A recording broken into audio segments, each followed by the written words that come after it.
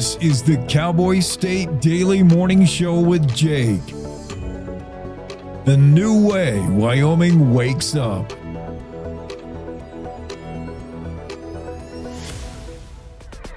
It's time to take a look at what's happening around Wyoming from the Cowboy State Daily News Center. I'm Reese Cowan, in for Mac Watson. A wall of water surged through East Thermopolis late Wednesday, stranding people and breaking a gas main after 4.5 inches of rain fell in an hour near the town. Cowboy State Daily's Jackie Dorothy reports that one resident said he heard a roaring coming in his direction. It was a really intense 2 hours Wednesday night. It was clear skies when at 10 o'clock a flash flood hit. Steve Nally was at home when he heard this roar. He called 911. By the time he got a hold of dispatch, the wall of water had already hit his house. Another resident, she was actually trapped in her house. Morgan talked about going outside to rescue her dog. Once she got back in her house, Morgan said that she could feel it moving and she really thought she was going to die. Chief Cornwall said that this is the worst flooding he has ever seen. Meteorologist Straub said that the thunderstorm that caused all the damage developed about 10 miles east of Thermopolis and just kind of sat there for about an hour and a half. Megan Degenfelder's campaign for Wyoming governor released a video early Thursday of President Donald Trump doubling down on his endorsement of her. Cowboy State Daily's Claire McFarland reports that the push comes with a month to go before Wyoming's hotly contested Republican primary election. We've got a month before the primary election, which in Wyoming generally involves a huge standoff between Republicans of all stripes. And Superintendent of Public Instruction Megan Degenfelder garnered the Trump endorsement back in January, while the president doubled down on Thursday, reiterating his endorsement. Trump varies on when he gives endorsements. Degenfelder's is among the earliest that we've ever seen, 7 months before the primary election. She said that she was deeply honored to have the president's support and grateful that he took the time to speak directly to the people of Wyoming. Trump has not endorsed anyone in the hotly contested U.S. House race, where 10 Republicans vie for the nomination. I'll be back with more news from the Cowboy State Daily News Center right after this. This spring and summer, everyone can do their part to keep motorcycles safe on the roads. Motorcyclists, be sure to wear high visibility gear, and drivers, look twice and save a life. This Safe Driver update is from the Wyoming Department of Transportation. Cowboy State Daily News continues now. 7 teens were arrested Wednesday in a sweeping western Nebraska raid over illegal machine guns and drugs. Cowboy State Daily's Colby Fedor reports that investigators say they found Instagram posts of the teens posing with and firing Glock-style guns equipped with illegal switches. Federal authorities say that illegal Glock switches have become one of the fastest growing criminal trends that they're seeing in America, with a near 800% spike in the last few years. And that is reflected in a recent criminal case where 7 teenagers in western Nebraska were arrested on Wednesday for possessing these illegal machine guns, as well as cocaine. A spokeswoman with the ATF said that these are really concerning weapons because they're easy to conceal and they fire at an extremely high rate. All of the teenagers appeared for their initial hearing on Wednesday afternoon in Scottsbluff County Circuit Court. This criminal case came to light when investigators flagged suspicious activity on social media, where they saw the stolen guns posted in videos and a series of pictures online. In fact, one of the defendants was even seen pointing it at another defendant. According to ATF, recoveries of suspected machine gun conversion devices increased from 658 in 2019 to 5,816 in 2023. Agency spokesperson Ashley Sherrill tells Cowboy State Daily, quote, "They present a significant public safety concern." More than 23,000 birds and bats were killed by wind turbines in Wyoming in 2025, according to a report presented Wednesday to the State Game and Fish Commission. Cowboy State Daily's Mark Hines reports that according to an official, quote, "They're flying around and they're not paying attention to those blades." Game and Fish, they don't set the policy. It's the Industrial Sighting Commission that really says yes or no. They're the ones that have the power over the licenses for these operations. What Game and Fish does is before the project is built, they come in and they work with the developer developer to kind of give them advice on how to mitigate or avoid conflicts with wildlife. And then after the fact, they will do some monitoring as well and maybe suggest some solutions. Wyoming Game and Fish Habitat Protection Program Supervisor Will Schultz tells Cowboy State Daily that in some cases, painting one blade of the wind turbine black helps birds see it before it's too late. And that's today's news. Get your free digital subscription to Wyoming's only statewide newspaper by hitting the daily newsletter button on cowboystatedaily.com. I'm Reese Cowan, in for Mac Watson for Cowboy State Daily. When it comes to making plans, you are the best. Those 9 months were also 273 days of planning. What about your daughter's first costume party? It was out of this world. And let's not forget those barbecues you plan in detail for your family and your more vegetarian by the day best friends. That surprise party for your parents' golden anniversary? You get the golden planning. The same way you plan each detail for those moments, start planning to protect you and your loved ones from a natural disaster. Sign up for local weather and emergency alerts. Prepare an emergency kit and make a family communications plan. Protecting your family is the best plan you can make.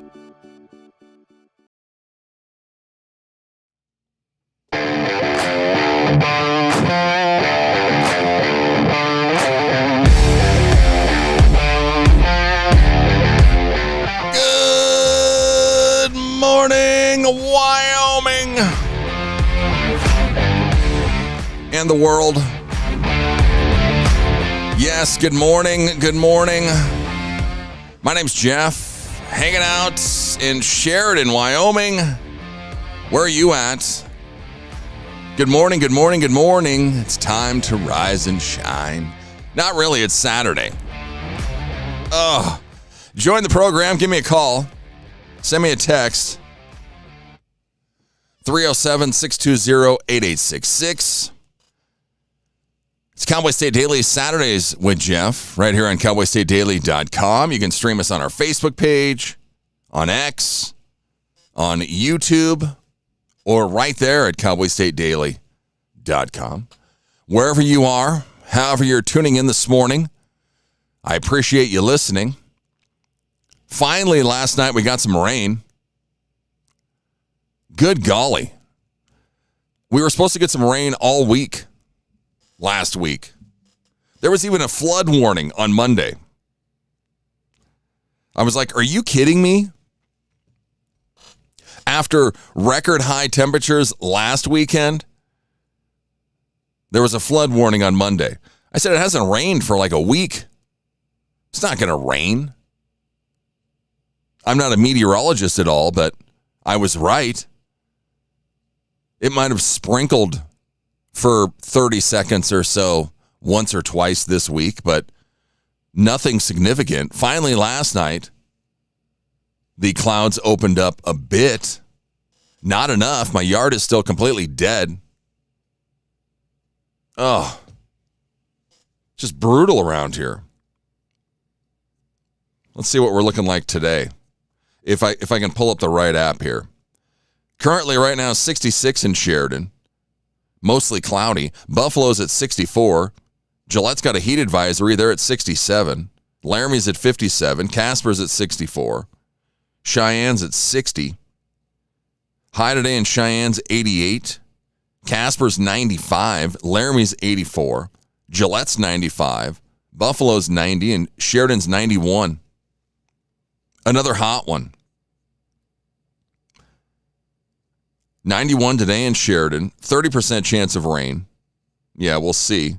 Says maybe tonight. Tomorrow, 94. Monday, 90. Says it might rain on Wednesday and Thursday next week. It was supposed to rain all last week.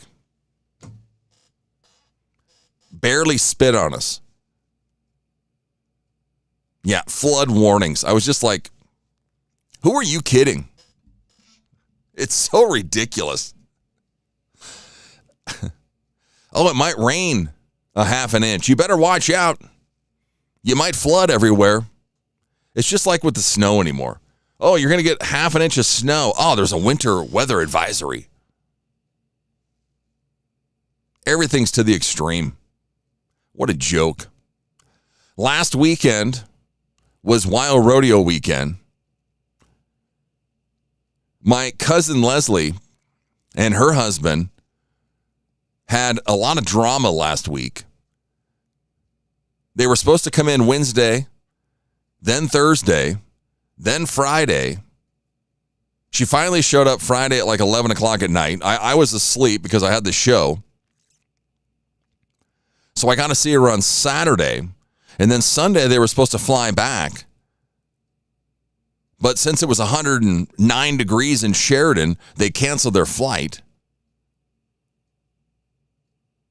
She called the airlines. They said, well, Sheridan Airport's going to be closed again on Monday because of the heat. So she got a ticket out of Billings and flew out Friday afternoon out of Billings. Or actually, she bought a ticket out of Billings. That flight, like Saturday night, they sent her an email and it was canceled. So my dad's here as well. He was going to Casper on Monday. And I said, well, try and get a ticket out of Casper because Casper is like the biggest airport in Wyoming. So they flew out of Casper at like 1:30 in the afternoon on Monday and made it home. But yeah, it was nice though because she was flying in and she was going to be here for pretty much a day and a half. They live in California, so it wasn't too far, but I was just like, we haven't seen you in 15, 20 years, and you're coming to Sheridan for a day and a half. So at least we got 2 days out of it. But yeah, what a nightmare. I have never heard of a flight being canceled because of heat. But we looked into it. It was something about the air density and elevation. And since we're higher up and it was so hot. Yeah, last Sunday, the hottest day ever in Sheridan, Wyoming. 109 degrees, I think, officially. Previous high was 107. And everybody was here to enjoy it. It was hot. Holy cow. And my yard is just completely brown now. That's why I was praying all week. Please, just rain. Please. And it never happened. That's why. Because I was wanting it to rain. I was begging for the rain. Didn't happen. Some sad news. I saw this last night on Sheridan Area Live. Let me see if I can share my screen here. This Alan Hutchinson, or is it Alan Hutchinson? Alan Hutchinson, who's playing saxophone here in this picture. Third Thursday Street Festival here in Sheridan, Wyoming. There he is. The band that was playing, Alan was playing saxophone in the band. And news came down yesterday that Alan passed away Thursday night after Third Thursday. Says Alan Hutchinson passed away last night or while playing with his close friends last night at Third Thursday in downtown Sheridan. Did he actually pass away there? I'm told by a friend that he was an amazing archaeologist and recently retired. He was also a gifted saxophone player who added a lot to every group he played with. May he rest in peace, is whoever posted this said. There's our buddy Paul. But yeah, it's just Third Thursday.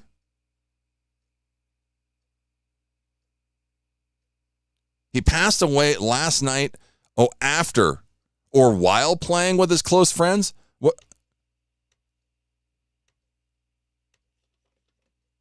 So yeah, that's just terrible.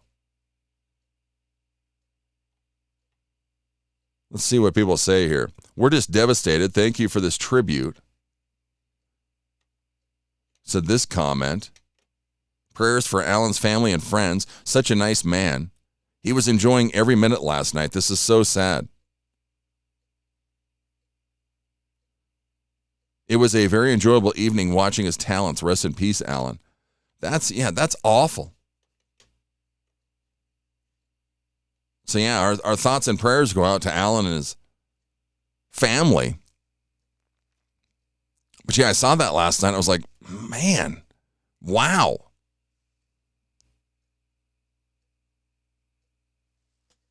Unreal.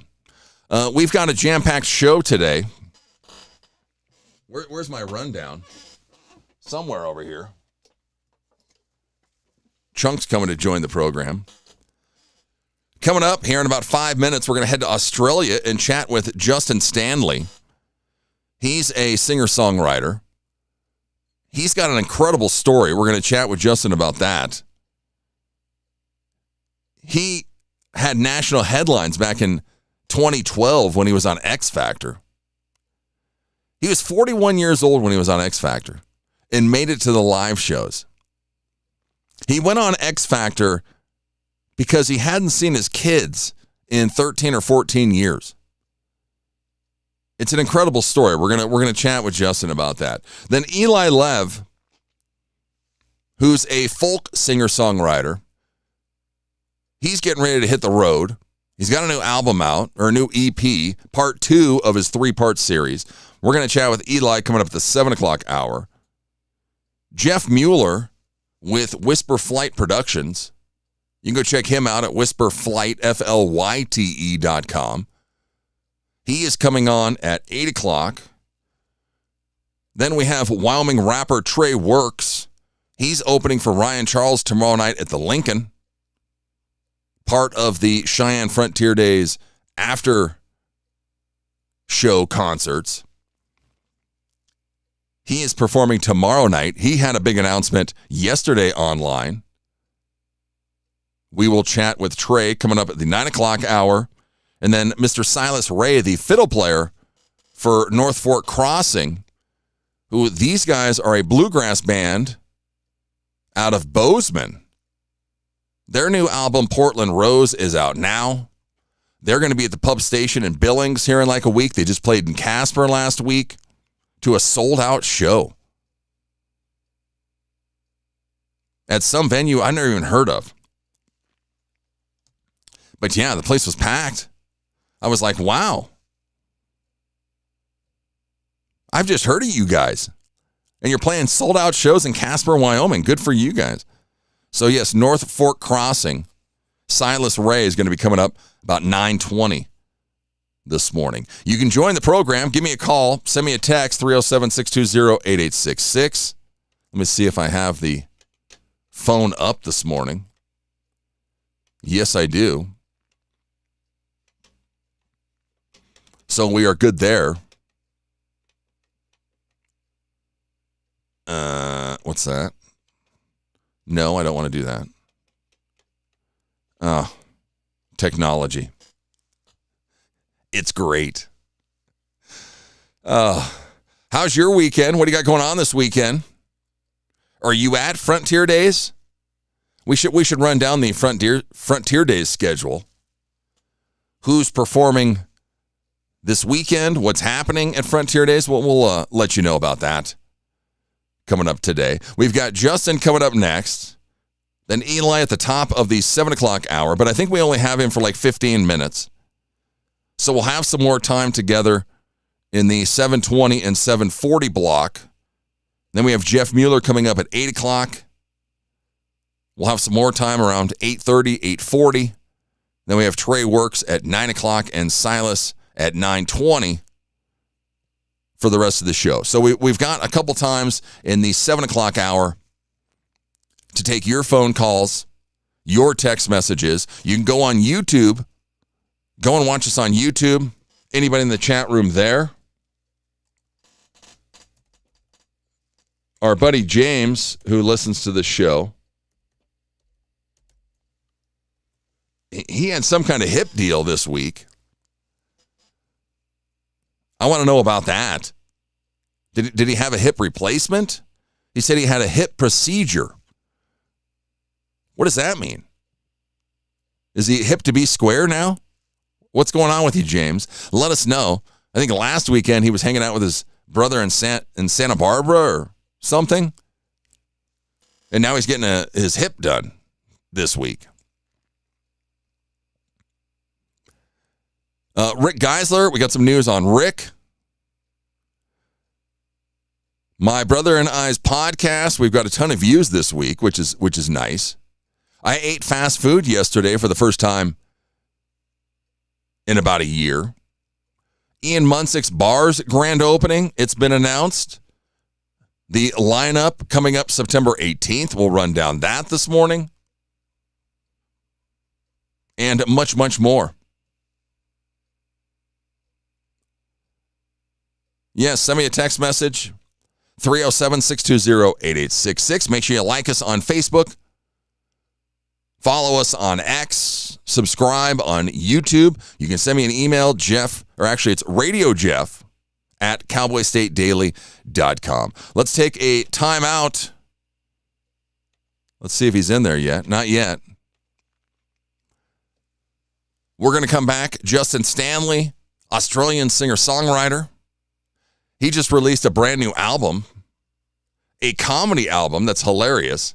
Your New Puppy is Ugly, Songs to Play to Unwanted Guests, is out now. We'll chat with Justin. He's got a great story coming up next. Stay with us. It's Cowboy State Daily, Saturdays with Jeff right here on cowboystatedaily.com. A good life begins with a good company. Powder River Energy Corporation, or Precorp, a consumer-owned electric cooperative in Northeast Wyoming, has careers in accounting, member service, and engineering. Precorp is always striving for A-plus service, great rates, and being a trusted energy partner. Their work environment is driven by knowing your role, living your values, and making your career plan. If you are looking to be part of an industry leader, then look no further. Go to precorp.coop/employment opportunities and apply today. This is the Cowboy State Daily Radio Network. When it comes to making plans, you are the best. Those 9 months were also 273 days of planning. What about your daughter's first costume party? It was out of this world. And let's not forget those barbecues you plan in detail for your family and your more vegetarian by the day best friends. That surprise party for your parents' golden anniversary? You get the golden planning. The same way you plan each detail for those moments, start planning to protect you and your loved ones from a natural disaster. Sign up for local weather and emergency alerts. Prepare an emergency kit and make a family communications plan. Protecting your family is the best plan you can make. Emma, did you hear? Todd's in the hospital. Who's Todd? He got a collapsed lung from vaping. He thought it was cool. Not cool. Promise you won't vape, Emma. It can lead to a lifelong addiction, and we can't be friends if your lungs collapse. Bogus. Wacky sitcom teens aren't the best people to talk to your kid about vaping. Hey, you got a minute? You are. Start the conversation with your child about vaping today. When the uniform comes off, the battle doesn't always end. Too many of our veterans are fighting silent wars with trauma, with loss, with hopelessness. Downrange Warriors stands in that gap, offering peer support, purpose, and a brotherhood that saves lives. You can help. Visit downrangewarriors.org because no warrior should ever walk alone. Hope is waiting. Be the reason they find it.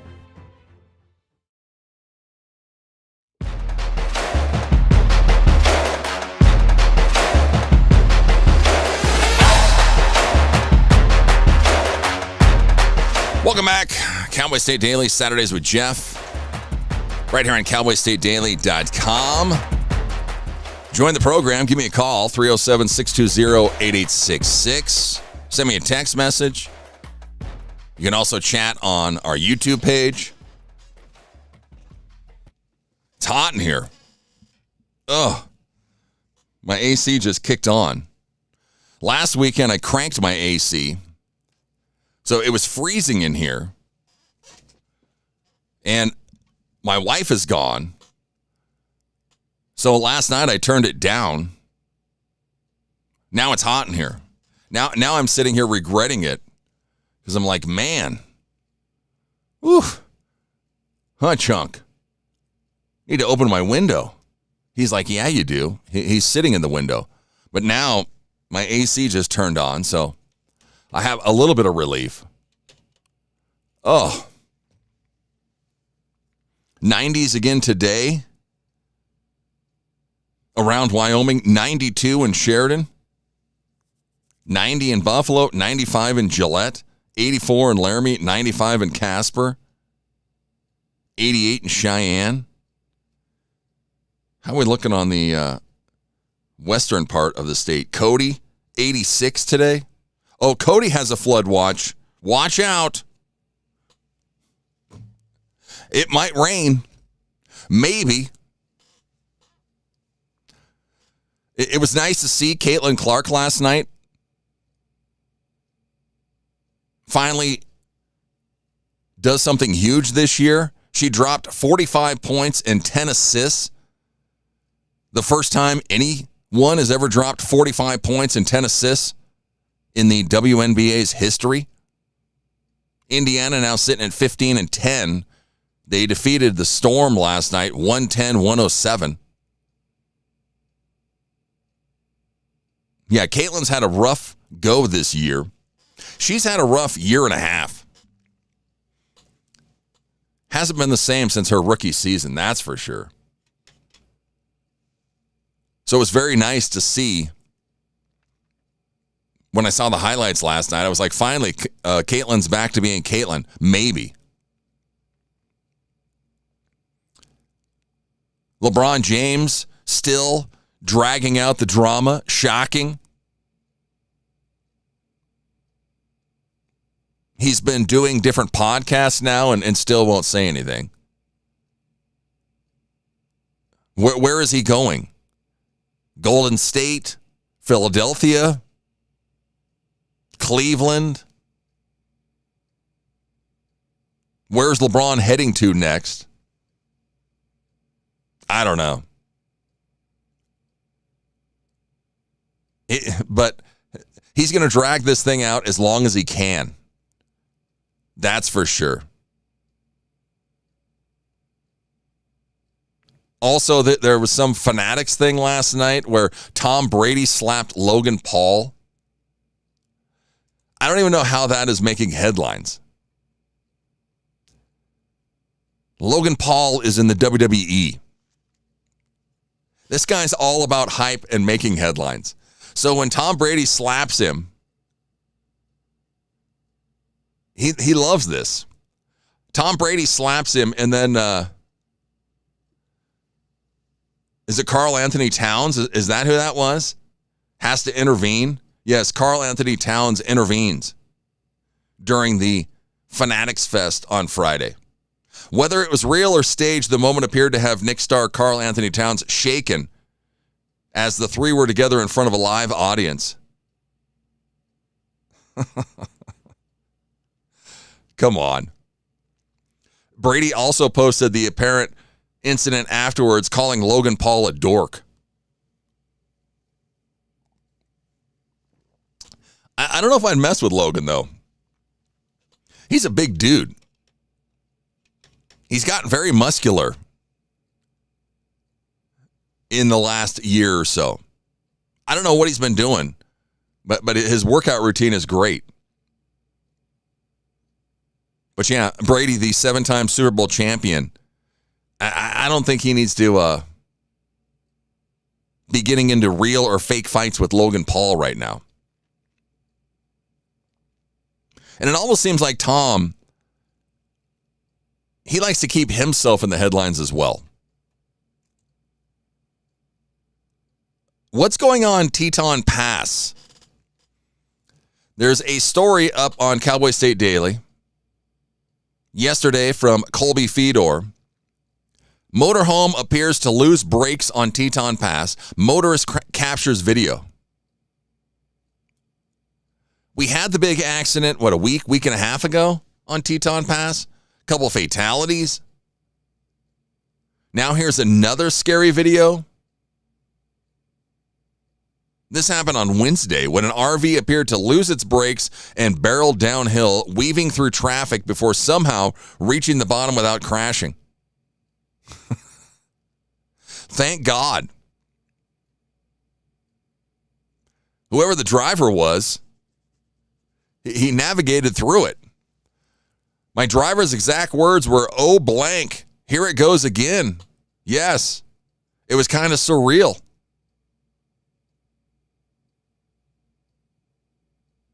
This Jeff Bernard was traveling from Victor, Idaho to Jackson when the motorhome suddenly came flying up behind his vehicle in the oncoming lane. He feared he was witnessing another deadly crash. Yeah, you start having flashbacks. You're going, "Oh, here we go again." He says it was hard to film because he felt like someone was about to die. Yeah, you're just filming, cringing, going, this isn't going to end well at all. So somehow everyone walked away unharmed. Hello. I mean, just unreal. Oh, I think Justin's there. There he is. G'day. Let's head to Justin here.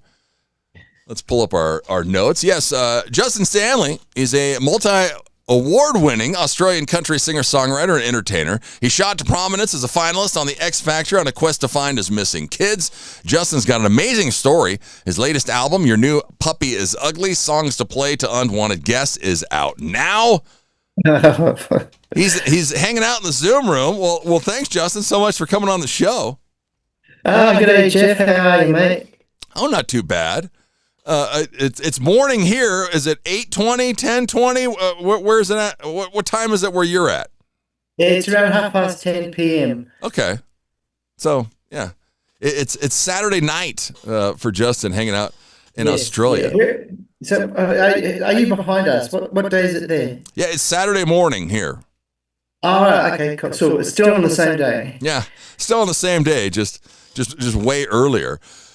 Yes. So you have an interesting story. This is an amazing story, but recently you just came back in 2025. He took another break, but first you were on X Factor in 2012, and I'm watching these clips of everything, and the first thing that catches my mind is it says Justin Stanley, prison choir teacher. And I'm like, what is going on here? I didn't even know that was an occupation, but that's even a crazy story. Tell us that, Justin. Yeah, it was a crazy story. It was actually, the job was offered to me while I was at university. I was getting my Bachelor of Education, and I had 3 part-time jobs, and this job kept getting offered to me quite a bit. And trying to survive on student loans and that sort of thing was just, I'd gone from a full-time job to nothing. And so on the 4th time I was asked, I said, stuff it, it's still putting dollars in my pocket and I can fake it. So I went in there, and the very first things they told me were, oh, by the way, we've got the Premier of the state coming in a month's time, and we've been lying to the government for the last 5 years that we've got a choir. So I had a month to get this, about 25, 30 hard criminals. This was maximum security prison, and all the girls in my choir were either murderers or drug-related crimes. I remember the very first woman I met is actually Australia's #1 female serial killer. Yes, she cut her husband's head off and tried to feed it to the kids, Holy cow. So that's the first choir person I meet. And the first words out of her mouth were, "I hate music." I thought, great, this is going to go well. But it was the most amazing job I've ever had, and all my girls did great. I got on like a house on fire. The most amazing thing, I knew it would be all right when we had to perform for the premiere, like they said, in a month's time. And the girls, they were, let's say for the first 6 months, it wasn't a choice if they went to the choir or not. So they had to go to the choir, which also meant they were being forced to sing in front of the premier and the whole prison and lots of stakeholders. So, and these girls, the reason why the choir worked so well was because they didn't want to look like a fool in front of the other inmates. So they practiced their bums off, and they were amazing. When we were there were several hundred people, and when it was the choir's turn to get up and entertain, no one shut up. Everyone just kept talking. And then, as soon as the first note, when the first choir member opened her mouth and sang, the whole prison just fell silent. And then when we finished the first song, the prison erupted, standing ovations and screaming. And then when that died down, we could hear more screaming. And we couldn't figure out where it was coming from. The two prisons next door, there was two men's prisons, had heard it because it was an outdoors event.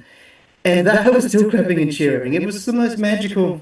And magical things like that happen all the time in that job. It was my most favourite job. Unreal. Yeah. A women's prison. Hadn't had a choir for 5 years, and he gets thrown into it. You got a month to get it going, but what a story. By the way. So after that, you go to X Factor.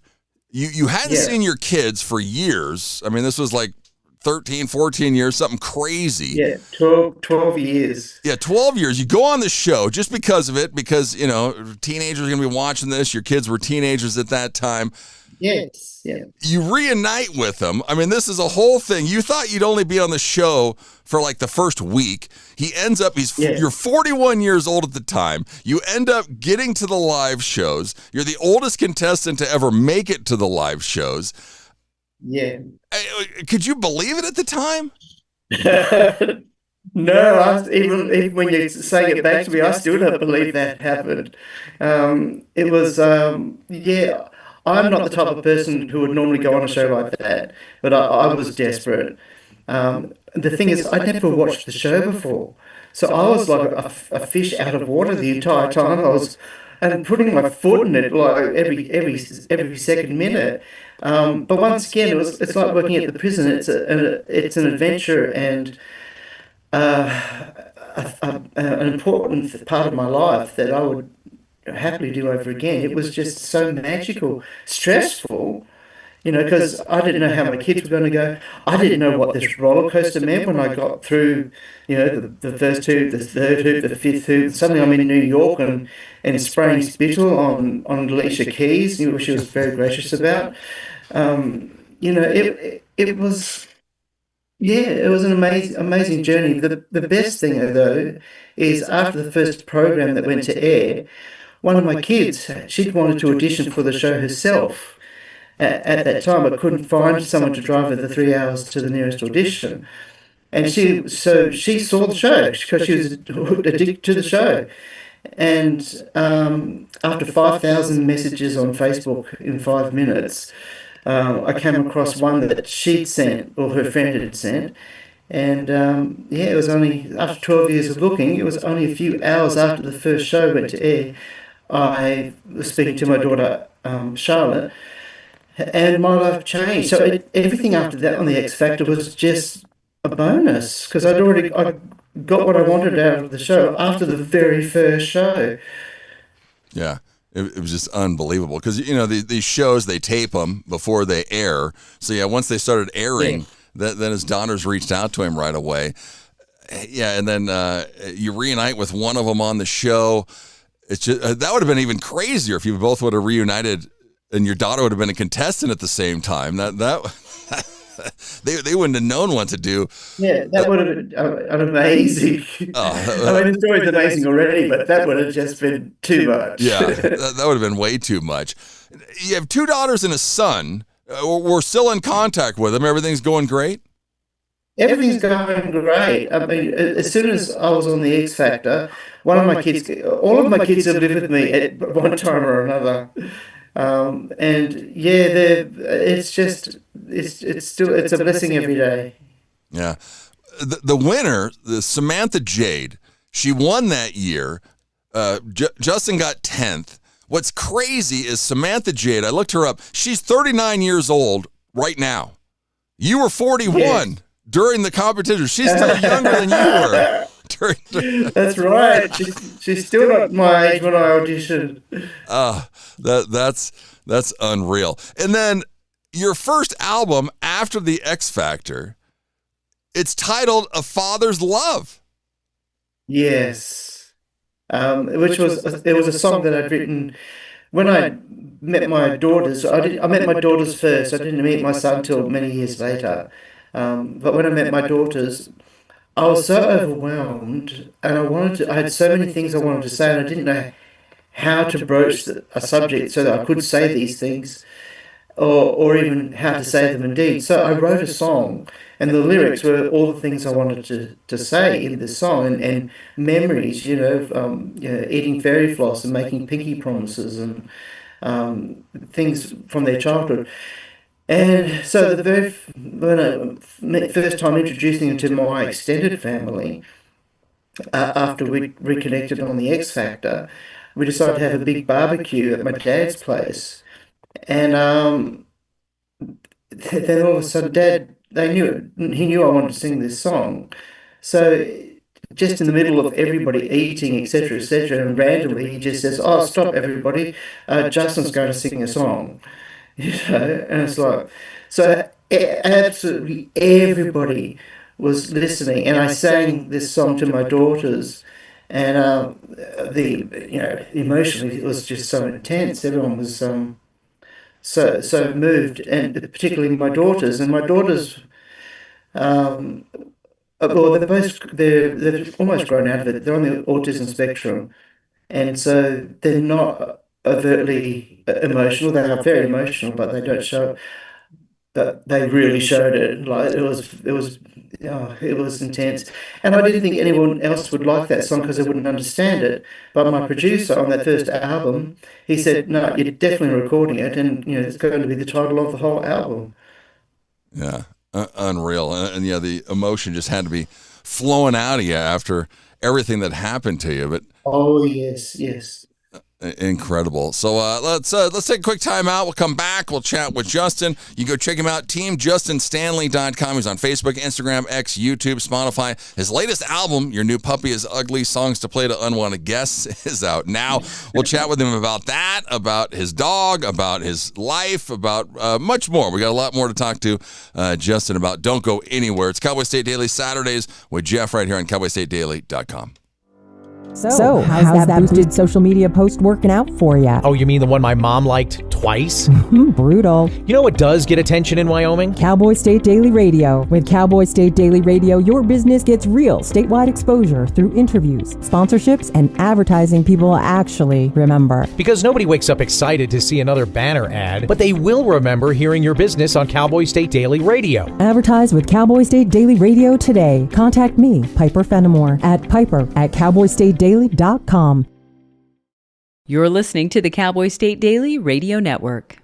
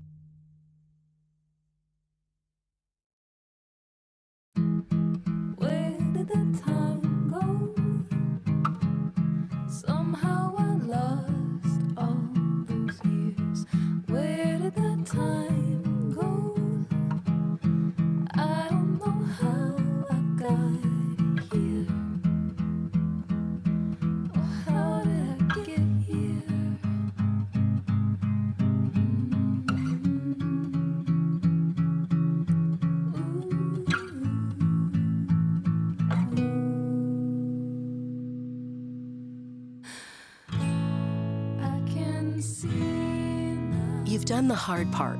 You quit smoking. Now do the easy part and get scanned for lung cancer. If you smoked, you may still be at risk, but early detection could save your life. Talk to your doctor and learn more at savedbythescan.org. Hi. I'm your retirement fear. But don't be scared. You're still in pre-retirement. Does that mean I have more time to plan? Precisely. Here, this is pretirement.org. Retirement savings options? Potential tax breaks? Move. This isn't scary. I'm doing it. You got this. Visit thisispretirement.org for free resources to help you customize your action plan.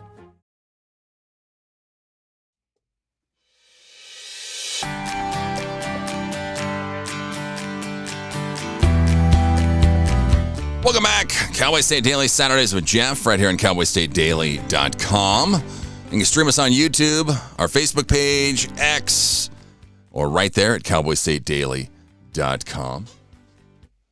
We're hanging out with Justin Stanley. He's in the Zoom room, Australian singer-songwriter. You can go check him out, teamjustinstanley.com. He's on Facebook, Instagram, X, YouTube. I mean, your voice is incredible, Justin. He's got this 4-octave vocal range. When did you realize you could do this? Since I was quite young. It's Mariah Carey's fault. My sister and I used to pretend to be like Mariah Carey. and we'd have these conversations and these high-pitched squealing noises. And I guess because my voice never broke, I maintained this high registers. So that's why most of my shows I'll at least do a little bit of yodeling and some. I'll usually pull out some of these ridiculously high notes. Yeah, that's why I couldn't believe on X Factor, and even like your last performance, they were like, "Oh, that was your best performance yet," and then you don't advance. I was just like, "This guy can sing better than everybody else." It was crazy, but. Do we have to do anything special when we're touring or when we're doing live shows to get your voice ready, or you're just ready to go? Generally, I'm just ready to go. Everyone's voices are different. My family, the singers in the family all seem to have these steel belted radials where they can just open their mouth and sing. But having said that, warming up, singing like that could be 2 hours before you're ready to really perform. So I've learned some very quick vocal warm-up things to do that really warm my voice up very, very quickly. And all the vocal folds are all elastic and ready to do gymnastics or hold notes or whatever it is that it needs to do. Yeah. You've got a song, Sweet Ophelia, who's about your daughter. I always wonder when we write songs about family members, was this easy? Was this hard? How was it? Easy. Oh, I wrote it in 2 seconds. Sometimes when I'm, I guess you could say, riffing just around the house and doing housework or what have you, this was one of those songs that just went bang. Oh, there's a strong melody and these words, wow, that goes together. And as soon as I realized I'm writing a song about my daughter, Ophelia, the rest just went bang, bang, bang, just flowed, because there's so much history to choose from and there's so much emotion there. And it's it was a funny story because I wrote the song. She didn't know I'd written it. She'd been in the studio when I recorded it, but she didn't know that I'd released it. She worked in radio. So she used to work in Broken Hill, and occasionally she'd have to present on the country radio program and give the top 20. It just happened to coincide with the fact that it's her 21st birthday. She had to announce it on air that her song that her father wrote about her was #1 on the Australian country radio charts. That's awesome. So I thought that was it was better than having to buy a real 21st birthday present. Yeah, here you go. Happy birthday. Your song's #1. Well, speaking of #1s, Justin's got a crazy thing. If you're ever compared or have a record with Slim Dusty, who's like God in Australia for singer-songwriters, You had 3 songs simultaneously in the top 5 in Australian country charts. I mean, this had to be incredible when this is happening. What was this, like 2015? Yeah, it was probably about 2015. It was incredible. It's still incredible because no one's equaled it. No one's done it since. No, so I think I'll be bragging about this one for the rest of my life. Yeah, that's an incredible accomplishment to have 3 songs in the top 5. Yeah, just unreal. Your new album, which is great. I mean, Your New Puppy is Ugly, Songs to Play to Unwanted Guests. This isn't the first time. I mean, this is a humor album. Don't go listen to this first when you go look at Justin's catalog. No. But you had a comedy album or like a humor album way back when. It was only available at your shows. Yes. When I first, after the X Factor, I went into Australian country music. I got pigeonholed. And I wasn't allowed to do a lot of things. And one of them was I wasn't allowed to do comedy. And I love a comedy song and a joke. I like having a laugh, and who doesn't? But I was told no, amongst other things. So as soon as I left my first radio producer and record label, I did a number of things that I hadn't been allowed to do before. One of them was comedy. But I was so uncertain, I didn't even put my name on the cover. And I put a photo of myself pulling a really odd face, so no one would recognise it was me, because I didn't know how the songs would go down and if it got out. And it turns out the title track won Comedy Song of the Year in a major national Australian songwriting award. I just can't think of the name of it off the top of my head, but it's maybe the 3rd biggest songwriters award, and I won the comedy song first go. I can't tell you the title of the track because I don't know what your parental rating is. Yeah, it's not good for the radio, but yeah, just unreal. Because where's the humor coming from? Do we get a thought? Is it something we come across? Where are these songs coming from? Oh, both. I mean, with any song, really, it's an organic process for most people. I'm not a formulaic writer. I tend to feel a song into existence and follow where it flows. So, and the comedy songs most of the ones that I write are very easy and quick to write, because if I'm in that zone of feeling funny or coming up with jokes and stuff like that, it's not that much more effort to actually put it to time in a song. There's a famous Australian poet called Andrew Patterson, or Banjo Patterson, and he wrote Waltzing Matilda and other great Australian songs. But they were nearly all written in a particular beat. I call it iambic pentameter, and so all the comedy I write, almost all of it is to this iambic pentameter. It's so easy to write to, and so the comedy songs write themselves really quickly. That album, Your New Puppy is Ugly, took a week to write and a week to record. It was like bang, just in the zone. Yeah, that's unreal. But yeah, you can go check him out. TeamJustinStanley.com is on Facebook, Instagram, X, YouTube. You can go to Spotify, check out the brand new album, Your Puppy is Ugly. It's just hilarious. Songs about farts, frogs, yodeling, allergies, your P's and Q's. Everything. You've done a ton of collaborations over the years. I mean, obviously, you like these. What do you enjoy about collabing with other people or even singing with other people? I've always much preferred to make music with some other person than just my own. That shared experience of you get when you create something magical. That stuff is gold. It's priceless. I was always very scared to collaborate with other artists because I felt like a fraud. Here I was walking off the street on the X Factor in the industry, bang, just like that. So I didn't feel I had earned my stripes yet. So I still look back and can't believe I've done this many vocal collaborations, but these are my friends. So I wasn't going to a stranger. I was going to some, and a lot of my friends are already established musicians and singers.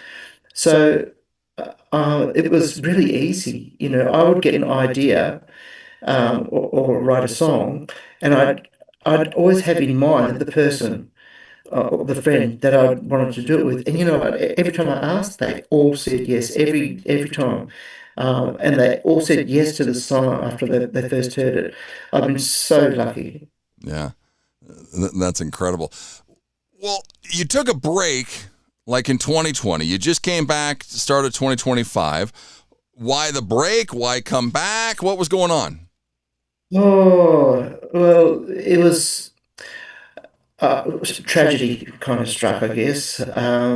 My I had a lot of my family and immediate family pass away, and I was also responsible for looking after them while they passed.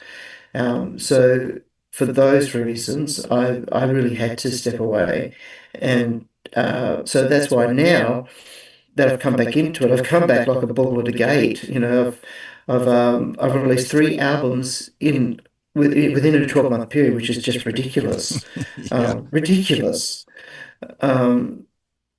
And writing and producing and so and out of those years, I've probably written maybe 3,000 ideas for songs, and maybe either recorded, partially recorded, a song or a phrase, bang, bang, bang, bang. There's 3,000 in that time. So I've got so much stuff to use to create new music or other creative ventures, but music is it for me. Yeah, he's got plenty of stuff. Go to Spotify. You can check out all of his stuff there or his website. Well, on a personal note, congratulations. The video's up there if you go check out his social media. You're engaged to Phil. Are we still engaged? Are we married? What's happening? Well, yes, I wasn't expecting that, but we got engaged on my birthday last year. I thought that's really sneaky because he doesn't have to worry about an anniversary present. It's all in one day. But no, that's plodding along very well. Thank you for asking. Yeah, if you go check out his social media, you can see the engagement. Justin's a little shocked when it all happens, but yeah, it's a great video. How's Gio? How's your dog doing? Gio's great. He's funny. He's normally great. And at the start of your program, he just went and vomited on my bedroom carpet. And so I've got to make sure I clean it up before the other dog gets it. Yeah, that sounds like my dog. It's crazy. You guys moved into a house. You got swarmed by bees. You got stung by a bee. Then there was like a ghost because your dad's ashes. Or what's happening? Are we still in the house? Everything settled down? No, we moved. I don't blame you. Gio got stuck in the eye by a bee, far out, and I was trying to do the right thing by them and carefully remove them. But yeah, ghosts. Like we both have ghostly things happen at the same time around 3:30 a.m. And then I saw one standing at the door, and I thought I was hallucinating or dreaming, and then it happened again, and then there was a bright light and then it was like being in a movie, and doors opening and tappings and windows banging like someone's hit the glass. It's just like so no, we moved out of that place. That's incredible. Yeah, I was wondering. I thought the same thing. I was like, I think it might be time to get out of this house. But go and check him out. TeamJustinStanley.com. He's on Facebook, Instagram, X, YouTube, Spotify. His latest album, Your New Puppy is Ugly, Songs to Play to Unwanted Guests, is out now. We got like 30 seconds here. Are we playing live shows? What's happening next? Yeah, actually, that's one of my big focus now is taking the bookings for live shows. I've got bookings, but I just want to get a lot more for next year. Yeah. So check him out. He's going to be on the road, all kinds of new music. I mean, the guy can sing. Go and check him out. He's got an incredible cover of Unchained Melody that's just to die for. I mean, you can't even believe it, but yeah, and you'll get his 4 octaves right there. But Justin, thanks so much for coming on the show. Thank you so much, Jeff. I really enjoyed it. Yes, it's the top of the hour. It's time for news. It's time to take a look at what's happening around Wyoming from the Cowboy State Daily News Center. I'm Reese Cowan, in for Mac Watson. A wall of water surged through East Thermopolis late Wednesday, stranding people and breaking a gas main after 4.5 inches of rain fell in an hour near the town. Cowboy State Daily's Jackie Dorothy reports that one resident said he heard a roaring coming in his direction. It was a really intense 2 hours Wednesday night. It was clear skies when at 10 o'clock, a flash flood hit. Steve Nally was at home when he heard this roar. He called 911. By the time he got a hold of dispatch, the wall of water had already hit his house. Another resident, she was actually trapped in her house. Morgan talked about going outside to rescue her dog. Once she got back in her house, Morgan said that she could feel it moving and she really thought she was going to die. Chief Cornwall said that this is the worst flooding he has ever seen. Meteorologist Straub said that the thunderstorm that caused all the damage developed about 10 miles east of Thermopolis and just kind of sat there for about an hour and a half.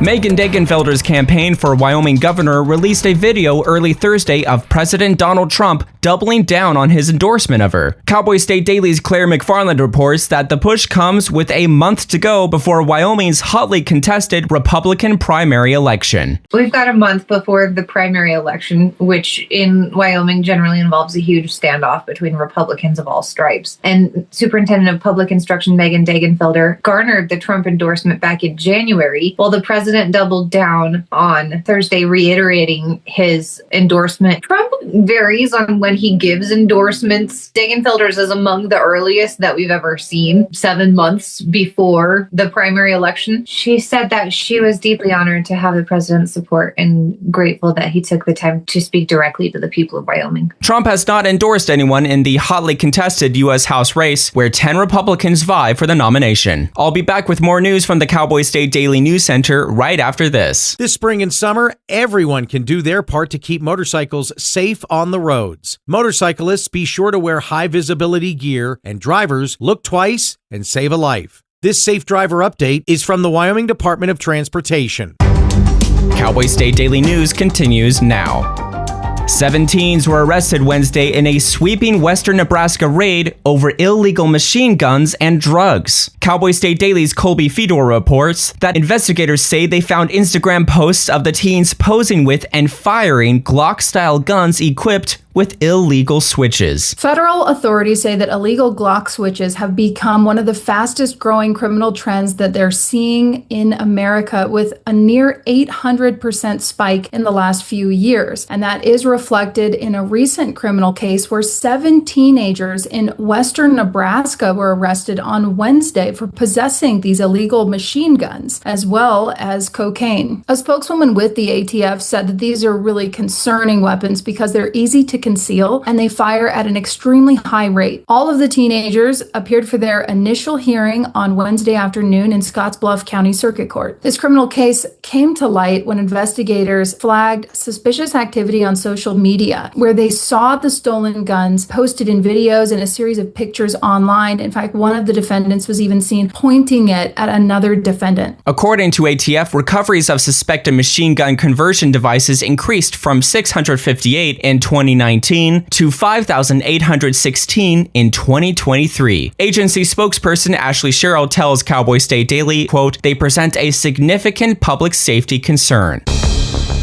More than 23,000 birds and bats were killed by wind turbines in Wyoming in 2025, according to a report presented Wednesday to the State Game and Fish Commission. Cowboy State Daily's Mark Hines reports that according to an official, quote, they're flying around and they're not paying attention to those blades. Game and Fish, they don't set the policy. It's the Industrial Siting Commission that really says yes or no. They're the ones that have the power over the licenses for these operations. What Game and Fish does is before the project is built, they come in and they work with the developer to kind of give them advice on how to mitigate or avoid conflicts with wildlife. And then after the fact, they will do some monitoring as well and maybe suggest some solutions. Wyoming Game and Fish Habitat Protection Program Supervisor Will Schultz tells Cowboy State Daily that in some cases, painting one blade of the wind turbine black helps birds see it before it's too late. And that's today's news. Get your free digital subscription to Wyoming's only statewide newspaper by hitting the daily newsletter button on cowboystatedaily.com. I'm Reese Cowan, in for Mac Watson for Cowboy State Daily.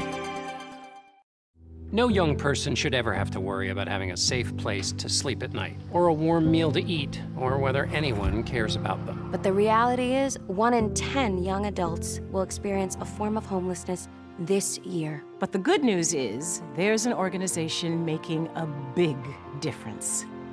Covenant House. For over 50 years, Covenant House has been helping youth in crisis and giving them the support and the tools they need to succeed in life. I have no words to express how Covenant House changed my life. They just really genuinely just wanted to help me succeed, and I'm succeeding. When youth who are experiencing homelessness have a hot meal, a safe place to sleep, and love, most of all love, they can overcome heartbreaking challenges, and their lives are transformed. Covenant House is changing the lives of young people in cities across America. To learn more, go to covenanthouse.org today. Thank you for caring.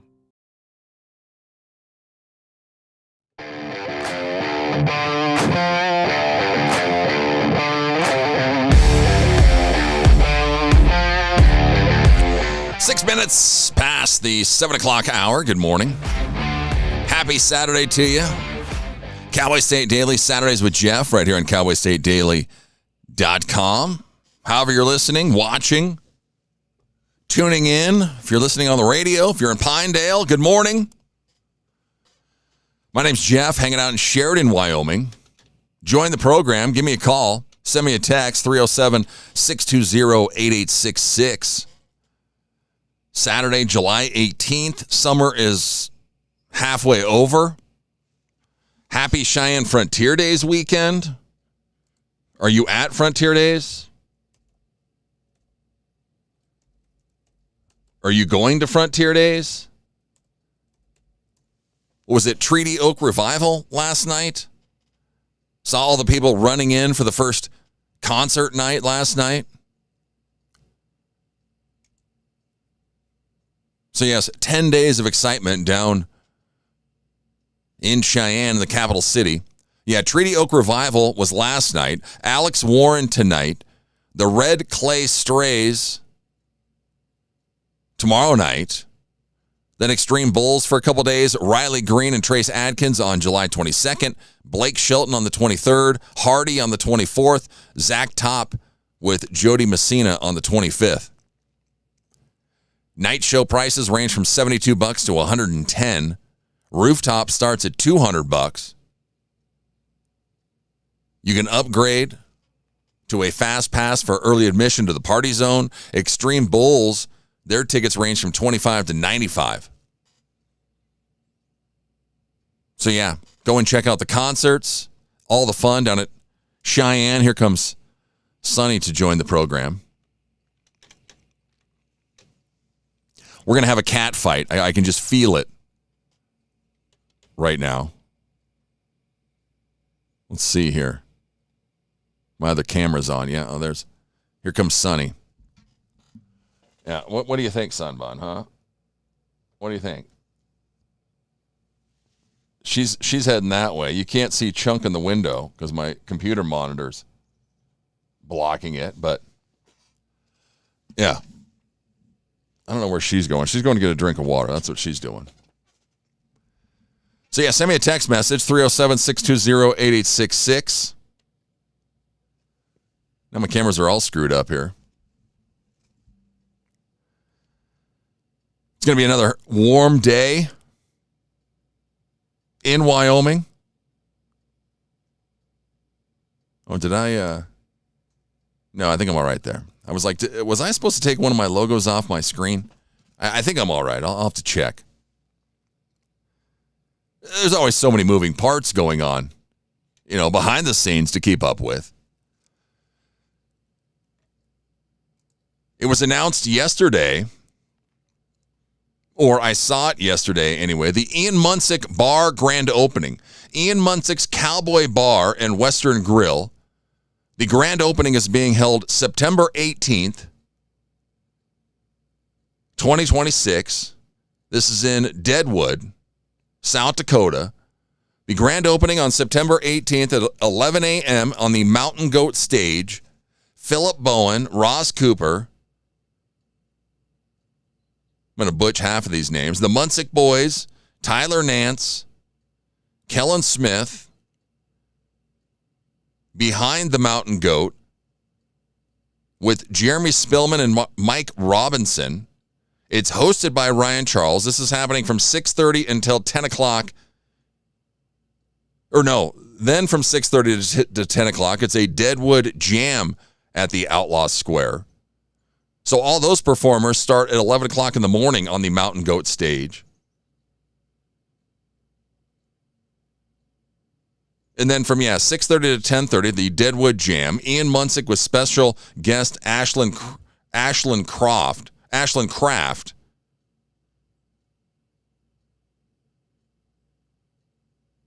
Is that free? And then from 10 p.m. to 2 a.m., the VIP after party with a performance by Ryan Charles. It's a ticketed event, and it's already sold out. But it looks like the grand opening that starts at 11 a.m. is free. And the jam from 6:30 to 10 o'clock at night is free. It's only the after party is a ticketed event, but it's already sold out. You can go and follow them at Ian Munsick Cowboy Bar for more information. But it looks like an all-day event coming up September 18th. I imagine that has to be that's a Friday, September 18th. Okay. So that's a Friday event, all day Friday, September 18th in Deadwood. I was talking to my brother last night about Deadwood. He said he was there like a month ago and it was completely dead. He said nothing was going on. I was like, well, that's a bummer. I was making fun of that we had a flood warning, and then you hear the news, and they had a flash flood in Thermopolis. I was like, well, okay, well, maybe they are happening somewhere, just not here in Sheridan, because we're not getting any rain. Finally, last night, we got a little bit of rain. I've been praying all last week. Please, rain. Please, my yard is just brutal. Actually, it looks a little better. A little better out front this morning after the rain. It's got a hint of green. Not a lot, though. I was going to grab I should grab it during the commercial, my Wyoming Science t-shirt that my brother-in-law gave me. Happy belated birthday to my sister-in-law, Shauna. It was her birthday yesterday. But my brother-in-law gave me a Wyoming Science t-shirt and a couple stickers. University of Wyoming dive into science. What's it say on the bottom there? Oh, it's just their website. uwyo.edu/science-initiative. Yeah, I don't know what they've got going on, but he gave us all a Wyoming Science t-shirt. And I have no idea what this means. It's an otter, though, and I know that he has done a ton of otter research while he's been at the university. My brother-in-law loves himself some otters. I always give him crap because he has otter crap, like in bags in his garage. He's had for 20 years. I go, you still have all that petrified otter poop? We still doing research on that? How much are we learning from the otter poop? Yeah, he was in Yellowstone for years. Doing summers in Yellowstone, floating around and researching the otters. And now I have a Wyoming Science t-shirt. We all have one. The whole family does. So yeah, thanks to him for that. Justin Stanley, who we just had on the show, what an incredible story, that guy. When I was researching him the last couple days, it was just one thing after the next. Even when he just took the break for 5 years. I mean, the resilience of this guy. He'd lost his kids because he came out, was having, he came out as he was gay, as he was married and had 3 kids, and his wife took off with the kids, and he didn't see him for 12 years. And then to go on X Factor just to try and reunite with his kids. He was successful in that. Finished 10th in the X Factor that year. Then has a career from like 2012, 2013 to 2020. Then, like he said, a bunch more tragedy in his family. Had to take 5 years off. Now his kids are older. Things were going better. So he starts his career again. And then, yeah, him and his partner, Phil, move into a house. And it gets swarmed by bees. There's a ghost, which is crazy. If you go look at his social media, I think it's on his Facebook page. There's a couple of videos. He's walking around his house. Doors are shutting. He's got like one of those crystal rocks that's like has a light in it, and the light is flickering. No one's even touching the switch. It's spooky. I thought the same thing. That's why when he said they moved, I was not shocked. I was like, I'd be getting the heck out of that house. There's one video clip that I wanted to talk to him about that I saw.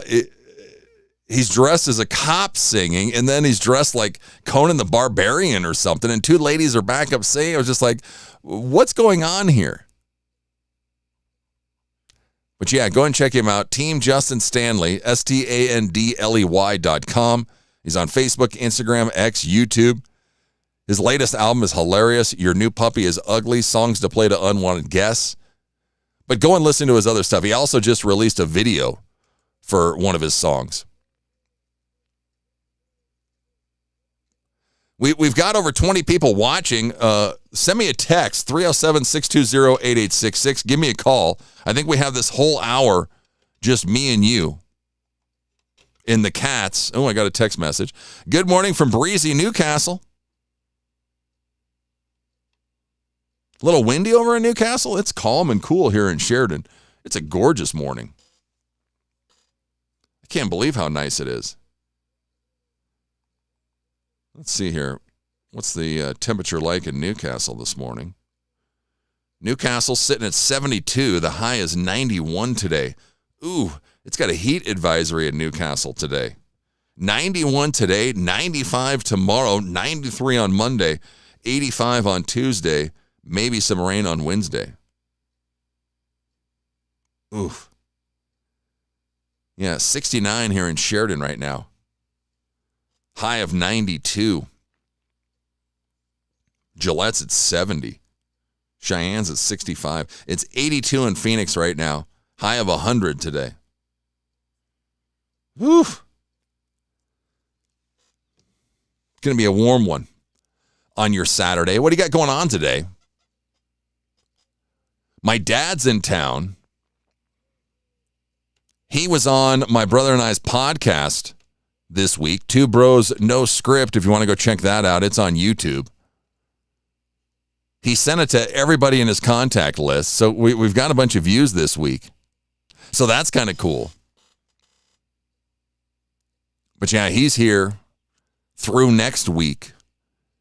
And we went out to eat last night. He's heading over to Buffalo this morning. He's like, you want to go with me? And I go, no, I'm taking a nap. I go, I'll be good about 2 o'clock this afternoon. Yeah. I was like, you go to Buffalo, go see everybody. Then when you come back, give me a call. Yeah, I should grab it here. Let me grab it real fast. Just to show you. I'm on book 2 of the Myron Bolitar series. Drop Shot is the second book. I can't put this thing down. I'm going to finish it today or tomorrow. I ordered book 3 and 4. They're going to be here Tuesday. But also the library. My wife went to the library here in town, and they said that the new CJ box should be ready for me on Monday. I said, well, that'll be about perfect because I'll be done with this one by then, waiting for my new ones to come up on Tuesday so I can start reading the CJ box book just to kind of break it up. But these Myron Bolitar series, if you've read them, let me know.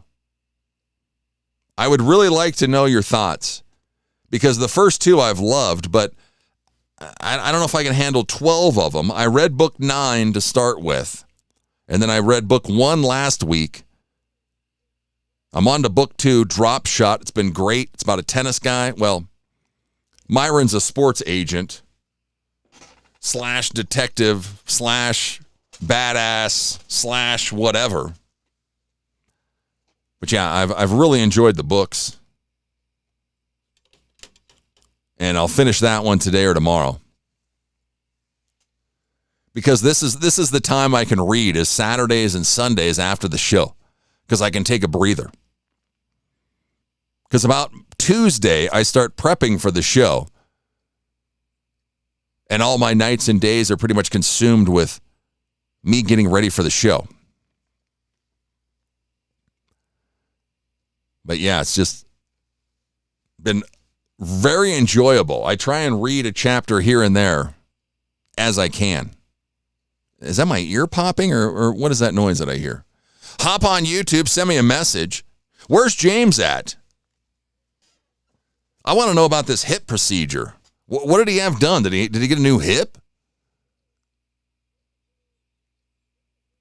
Because he said that he might start reading a book because I don't know if he can do anything right now. So we'll see when he hops on YouTube, sends us a message this morning. We're almost up to 30 watchers now on YouTube. Come on, somebody send me a text message. 307-620-8866. Give me a call. We have this entire hour, just me and you. What do you want to talk about? Do you want to talk politics? You want to talk about the governor race? You want to talk about what? What's the hot story? That's what my brother asked me last night. What's the hot story in Wyoming right now? My mom sent me a text message that said that lettuce might be the culprit of our exploding diarrhea. Let's see here. A source has linked lettuce to the explosive diarrhea outbreak. Let's see here.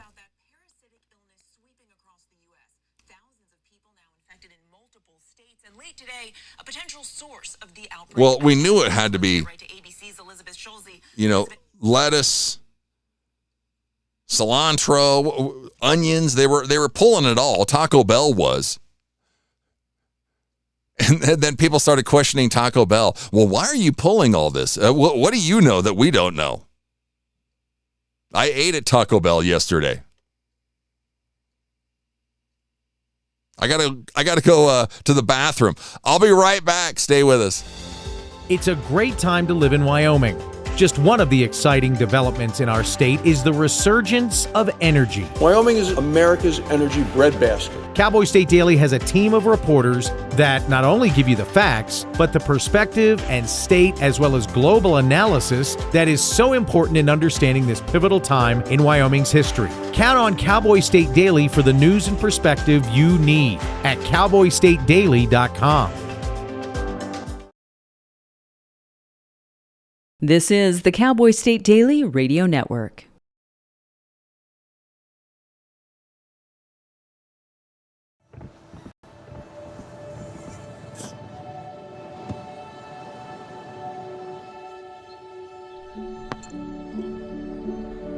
Go to that. I don't remember how it started.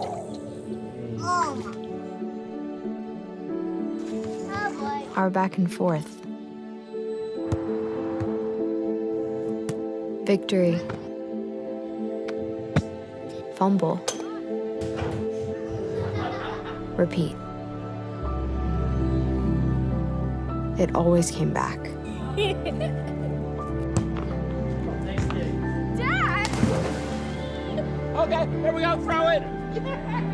Yeah.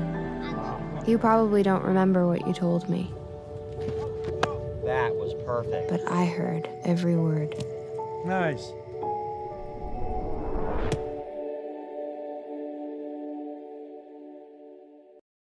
Hi, I'm Ryan Blaney, a third-generation race car driver, and we dedicate a lot of our time to going as fast as possible. My grandpa Lou is the reason why my dad and I started racing, and I'm really proud to follow in his tracks. But when my grandpa was diagnosed with Alzheimer's, it was a very unexpected bump in the road for us. I've learned a lot on this journey with my grandpa Lou, and the memories of my grandpa will always be with me. And in our family, we're used to getting involved, and I encourage you to do the same, especially when it comes to caring for your loved ones. When I think about Alzheimer's and the impact it had on my family, I recognize that losing a race isn't such a bad day after all. It's important to notice if older family members are acting differently, experiencing problems with their memory, or having trouble with routine tasks. Talking about Alzheimer's can be really tough, but if you notice something, have a conversation with your loved one. Encourage them to see a doctor or offer to go with them. Early detection of Alzheimer's can give your family time to explore support services, make a plan for the future, and access available treatments. If you or your family are noticing changes, it could be Alzheimer's. Talk about seeing a doctor together.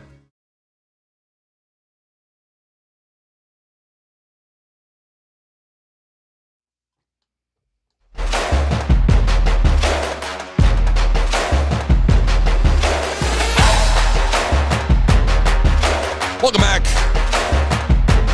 Cowboy State Daily Saturdays with Jeff. Right here on CowboyStateDaily.com. Give me a call, send me a text, 307-620-8866. Let me get my eyes back on here so I can see. We got Jeff Mueller from WhisperFlight.com coming up at the top of the 8 o'clock hour. It's just me and you for the next 34 minutes. You can go check Jeff out, WhisperFlight, FLYTE.com. We're going to be chatting with him coming up next hour. He does aerial videography, fly fishing adventures, overland filming and editing, YouTube video editor, livestock locator, roof inspections, does all kinds of stuff. He's located right here in Sheridan, Wyoming. We'll chat with Jeff coming up next hour. Taco Bell. Somebody sent that to me. Oh, Jeff did. Yes, Taco Bell. My dad is here. My dad lives in Panama. There is no Taco Bells in Panama, which there should be. They'd probably do very well. But my dad loves Taco Bell. He's loved Taco Bell forever. Even when he lived in Florida, we'd eat Taco Bell. When I'd go see him, we'd eat Taco Bell all the time. At least once a week, twice a week. He could eat Taco Bell every single day. I have been on a diet for like 2.5 years, which I failed miserably at the last couple months. But I pretty much stay away from fast food.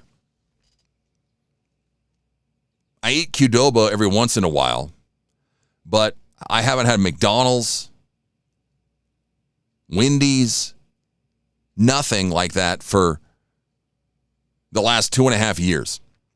I've ate at Taco Bell once. That was last October when my dad was here previously. So now he's back. Yesterday, we go to lunch and we have a discussion. It's like, well, where are we going to go? And, you know, the first thing he says is Taco Bell. And I'm like, well, that's fine. You know, I haven't ate there since last time you were here. I love me some Taco Bell as well. We almost went to Jimmy John's because his wife was like, I'm sick and tired of Taco Bell. We've already ate there 2 or 3 times, and we've only been here for a week. So it was back and forth, and then halfway there, he's like, okay, I've made an executive decision. We're going to Taco Bell. I order a hard shell, a chicken soft shell, and some kind of value double beef burrito something. So I eat the soft shell. It was a cantina chicken something. It was all right. I eat the hard shell. I'm already full, and I have this monster burrito to still eat. So I gut it down while everybody else was eating all their Taco Bell. Then I just felt like crap all the rest of yesterday, bloated and disgusted. They call me at like 6 o'clock. Well, do you want to go eat dinner? I was like, no, I'm still full. I don't feel like eating anything. They said, okay, well, we'll wait like an hour and then we'll go out to eat. We went out. I had a salad last night. Here comes Chunk now. Dude, get off my stuff. Come on.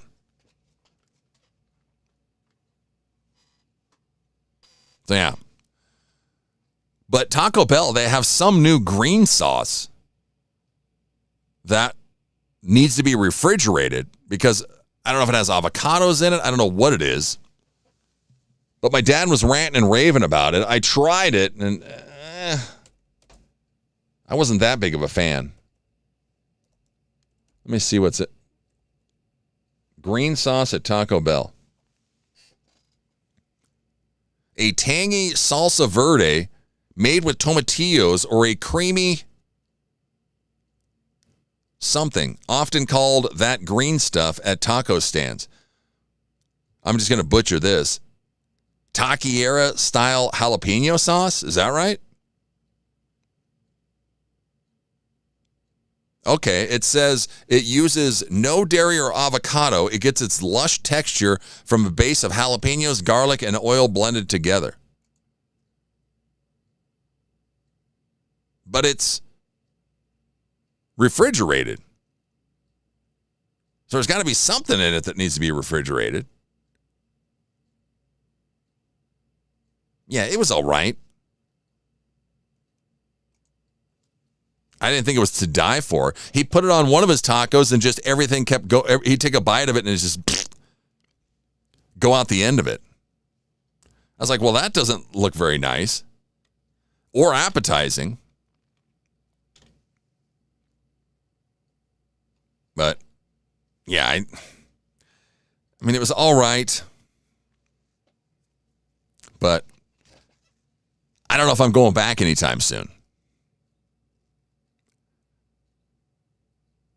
Taco Bell. If you go to cowboystatedaily.com, FEC report 4 Wyoming House candidates loan themselves more than $1 million each. Well, that must be nice. I wish I could loan myself $1 million. Second quarter campaign finance reports for Wyoming GOP's primary House race are in. Steve Freeze has amassed the most with $2.5 million, which includes a $2 million self-loan. Reed Rasner's second, loaning himself $1.7 million out of $2 million. Or is it Reed Rasner? I always blow all these guys' last name. But Steve Freeze has amassed the largest war chest with $2.5 million, which includes a $2 million self-loan. Says 2 others, Secretary of State Chuck Gray and Teton County-based attorney Frank Chapman, also have hit above the $1 million mark with self-funding. Those 4 will face off against 6 other Republican contenders for the GOP nomination in Wyoming's August 18th primary election in the hopes of winning the state's lone U.S. House race. Wow. I have started seeing more ads for Steve Freeze. I mean, I'm on cowboystatedaily.com. Steve Harshman has an ad right here. I've seen us trickling in more campaign ads coming up here in the next couple weeks.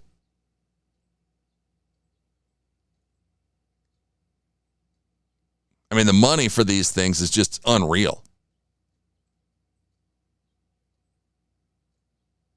Let's see here. The Joint Funding Fundraiser Committee, Freeze Wyoming Victory Fund, also raised money for the Freeze campaign and has logged $363,000 in receipts, all from individuals. Those include conservative media giant Tucker Carlson, Turning Point USA, one of their board members, and Freeze's own mother, Lynn. He spent around $1.5 million so far. Wow. So yeah, you can't run for office unless you're a millionaire anymore. Chuck Gray's logged $1.3 million in receipts, including $233,000 in contributions and $1.1 million in a self-loan. He spent around $852,000 so far. His dad, Jan Charles Gray, a Gore-Tex Harris Susan Gore, among others, has given him money. He told Cowboy State Daily on Thursday in a text message that his campaign is in the lead, is gaining momentum, and remains in a strong financial position. He was in Sheridan last week for the Sheridan Wild Rodeo Parade. I missed the parade because I was filling in for Jake. And then I went and took a nap after the show on Friday. But who was it? Was it one of my cousins? Somebody went and was telling me all about it. And I was like, well, who was the candidates in the parade? Were they all there? And shockingly, they all weren't there. Let's see, what's Bo Beitman doing? Is there anything about Bo on here? It says the other 6 candidates in the 10-way primary election are Bo Beitman, former superintendent of public instruction Jillian Balow, and the other 4. Let's see how Bo's doing. Doesn't say. Balow's primary campaign committee, Jillian Balow for Wyoming, has raised $166,000. That includes $41,000 in individual contributions. Okay, so here's Bo. He promised this year that he would not declare for higher office at least until the legislative session was over. As a result, I think he's raised less money. He's raised $94,000. Nearly all donations from individuals. The FEC lists his cash on hand at $20,407 and his expenditures at nearly $74,000. Well, that doesn't add up.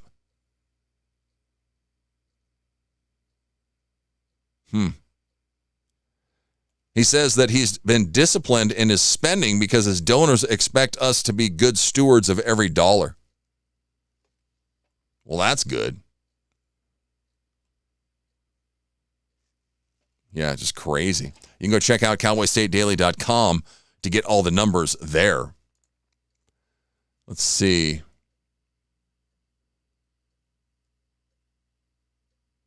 Boy, Steven sent me a message about the home he's lived in for the past 32 years is haunted. What? I've had several encounters here with ghosts. I've had 3 ghosts appear to me. I've been pushed in the back. I've had my mattress dip right down without my moving as a ghost sat on my bed. Too many experiences to list here. Are you kidding me, Steven?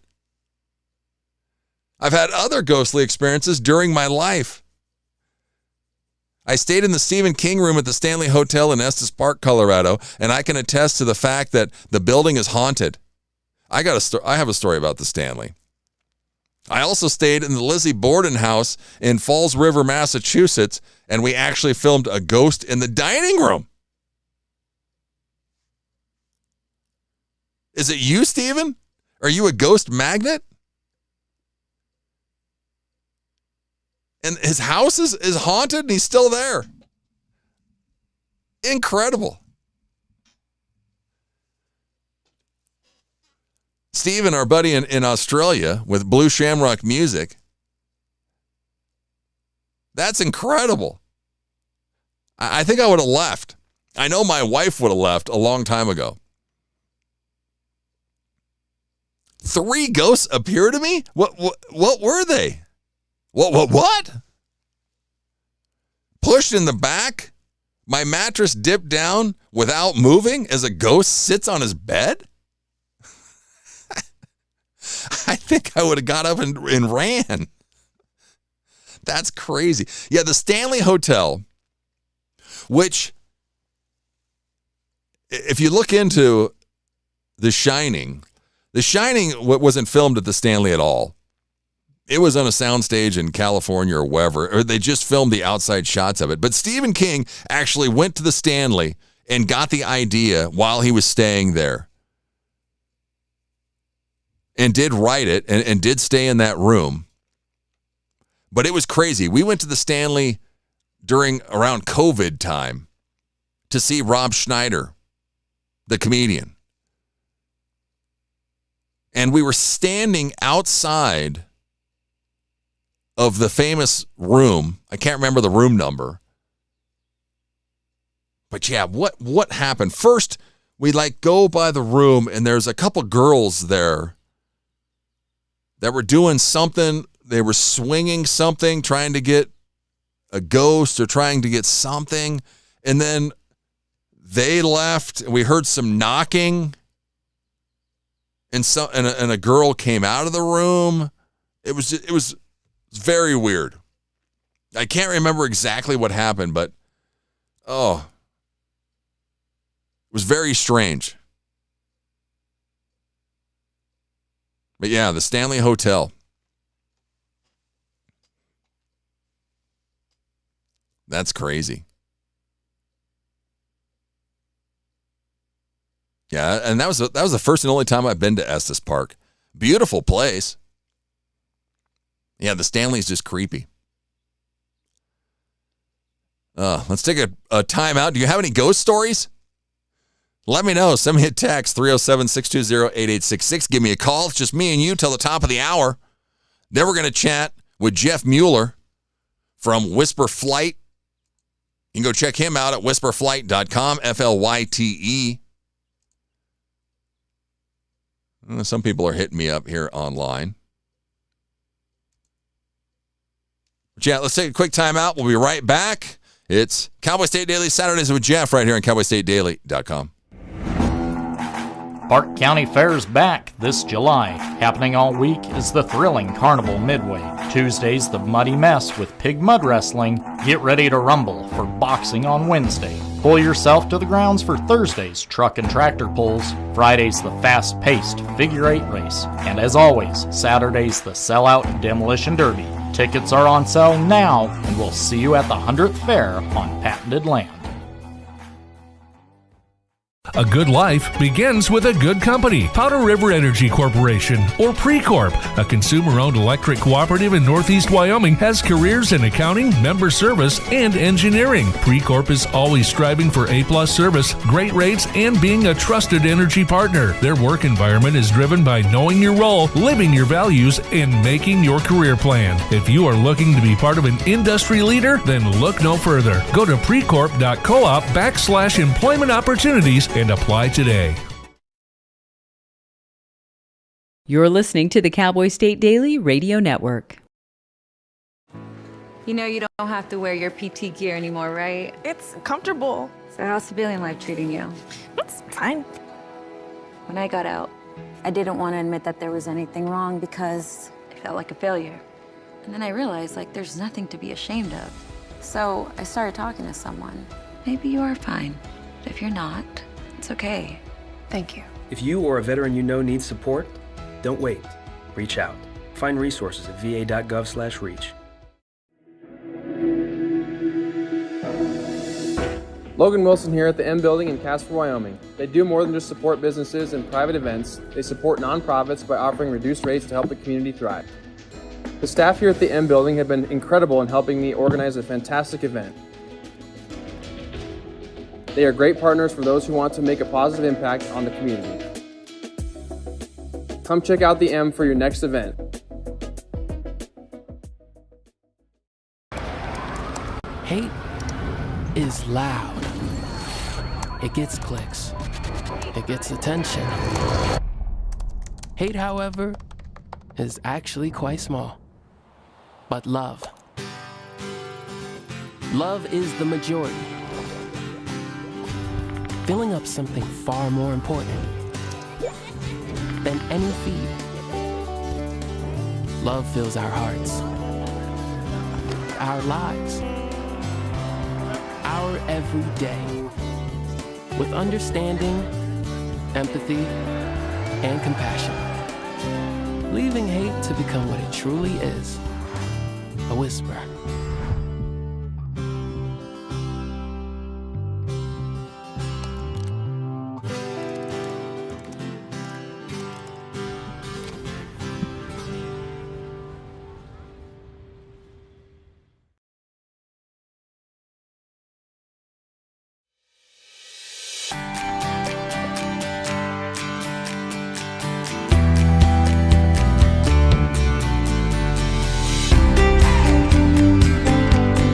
Welcome back. Cowboy State Daily Saturdays with Jeff.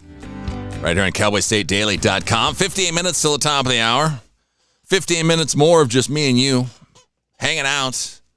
Give me a call. Send me a text. 307-620-8866. Where's everybody at this morning? What do you got going on? Oops, somebody sent me a text message. The congressional race with crazy money for a job that only pays $160,000 a year. That's what's always the head scratcher. Why am I giving myself a $2 million loan to take a job that pays $160,000 a year? He sent me a picture from Newcastle. Boy, this is your yard? That's awesome. Look at this thing. Let me see if I can show you this. Look at that. Another green thumb. Not me. My yard looks terrible. I'm almost ashamed of my yard. I almost need to go. I was going to last night go out and water it. But then thank God it finally rained. Which it does look a little better out in my front yard. Huh, Chunk? What was somebody saying that I was watching the other night about Gavin Newsom? We don't like capitalism from a guy that his net worth is $30 million. Come on. That's why I see this headline. Mamdani in active conversation about whether he can arrest Benjamin Netanyahu when the Israeli prime minister visits New York City. It's out of freaking control. Let's talk about something fun. The Pittsburgh Steelers calendar. We haven't caught up with it the last couple months. For July 18th, today, a Steelers fun fact. Steelers center Mike Webster has 9. Dermontti Dawson has 7. And Marcus Pouncey has 9. Combined Pro Bowls, they have went to the Pro Bowl 25 times in the 43 seasons from 1978 to 2020. That's an insane stat. The Steelers have always had a good center. And I couldn't tell you who our center is right now. My kid sent me a Snapchat yesterday. He's a Cincinnati Bengal fan. We've been thinking about going to Cincinnati because a few years ago we went to Pittsburgh and watched the Steelers-Bengals game. So now we need to go to Cincinnati and watch the Cincinnati-Pittsburgh game in Cincinnati. And this year it's November 15th, which my kid's birthday is November 11th. He's turning 25 this year. So it would be perfect for that. And yesterday he sent me a Snapchat that game is going to be the Bengals whiteout game this year. So he's just adding more fuel to the fire that he wants to go. So November 14th show, I might be on location in Cincinnati. We'll see. Because I know I will be gone one weekend when I go to Aftershock in October. I don't know if I'm going to do the show from Sacramento. That's going to be rough. Because Aftershock is 4 days of heavy metal and rock, 12 hours a day.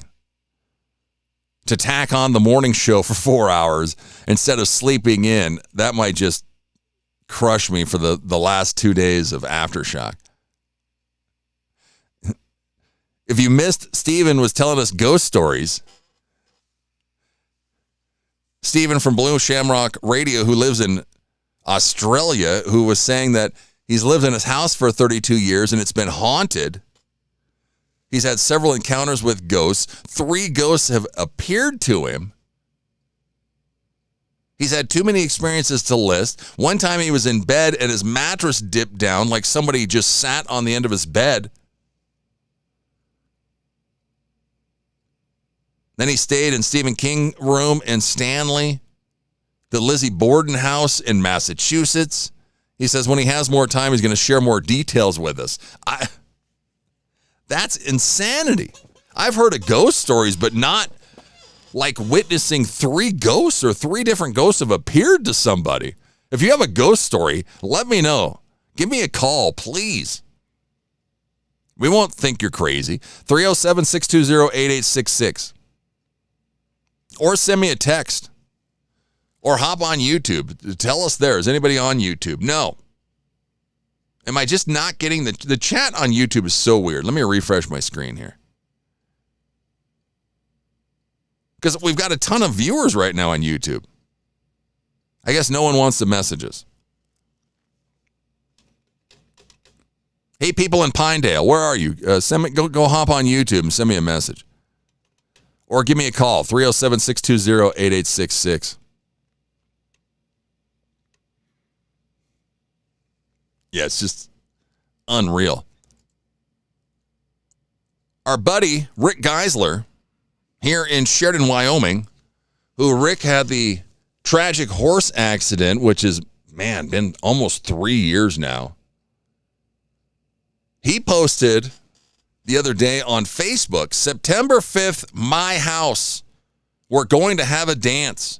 I'm getting the band up here, and we're going to be playing music. This is going to be open to the public, just like it was back in the day. It's been 3 years since his wreck on August 28th. But September 5th is going to be close enough. Share it. Be there. September 5th, Rick Geisler's house. I don't know where Rick lives. I'm going to have to find out, though. Rick's a great guy. He's called into the show. He's a cowboy here. He had a band. Great singer. Great performer. He had an awful horse accident 3 years ago that he was in rehab. He went down to Mexico. We had him on the show a few months ago to do stem cell. Something with stem cells. To try and help him out. I think one of his eyes his eyesight's still kind of screwed up, but yeah, just a great dude. And yeah, now he's going to celebrate September 5th at his house. The band's going to be back, open to the public, free. That's going to be a great night. But yeah, you can, Rick Geisler, Geisler, if you want to go check him out on Facebook. His wife, Kelly's just been incredible through all this. But yeah, I followed him. They had an update every day back when this happened. I was on the morning show over on the country station in Buffalo, and we'd talk about it. And I've had a couple conversations with him on the air since it happened, and glad he's doing well. But yeah, just I think he was dragged by the horse. Well, it went through two, like the horse took off on him and he went upside down, and I don't know if his head was hitting rocks on the ground or if he hit a tree or just, it was just awful. But yeah, massive brain injury. But the recovery, I mean, the guy, he had videos of him walking at the Y every day, just trying to get back. Now he's walking without a cane. I mean, it's just incredible what this guy has done. So yes, we're always rooting for him. Great dude.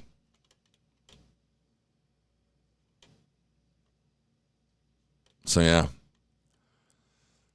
September 5th. I don't know what's going on September 5th, but if I'm here, I'm going to go check it out. We're going to have to get Rick on the show before then. The R3 Soundstage over in Buffalo. I think we talked about this last week. They announced that due to health issues, they were closing shop. Yeah, when was this? A couple weeks ago? And then yesterday, or maybe it was Thursday, Diana put out a message for James and said because of all of the great responses and, I don't know, they are pleased to announce that they're going to reopen Thursday, July 23rd. That's next week. Yeah, they had over 350 reactions to their closing statement. Okay, yeah, so it was July 7th. They came out with a statement that said, sadly, because of health and injury issues, we're no longer able to operate the R cubed soundstage. Is that it's yeah, I think it's R cubed is how you say it, but it's R3 Soundstage on Facebook if you want to go check them out. But yeah, so they're going to be back. They have karaoke. Now they've also announced that Mastermind of Monkey is coming to the R3 Soundstage. That's Friday, July 24th. $20, Mastermind of Monkey. A kind of a jam band out of Gillette, I think, if I remember right. Mission $20 for adults. Kids 15 and under enter and eat free. Doors open at 7. Music starts at 7:30. That's this coming Friday at the R3 Soundstage. And they're going to have karaoke on Thursday. So they're back in full force.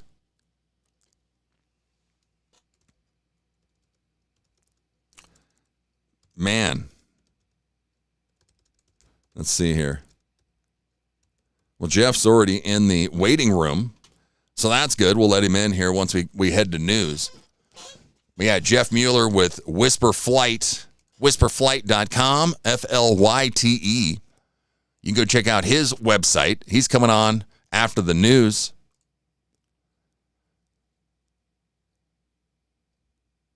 Data centers, however you want to say it. A petition that seeks an administrative review of permits by this Prometheus hyperscale have been filed down in Uinta County.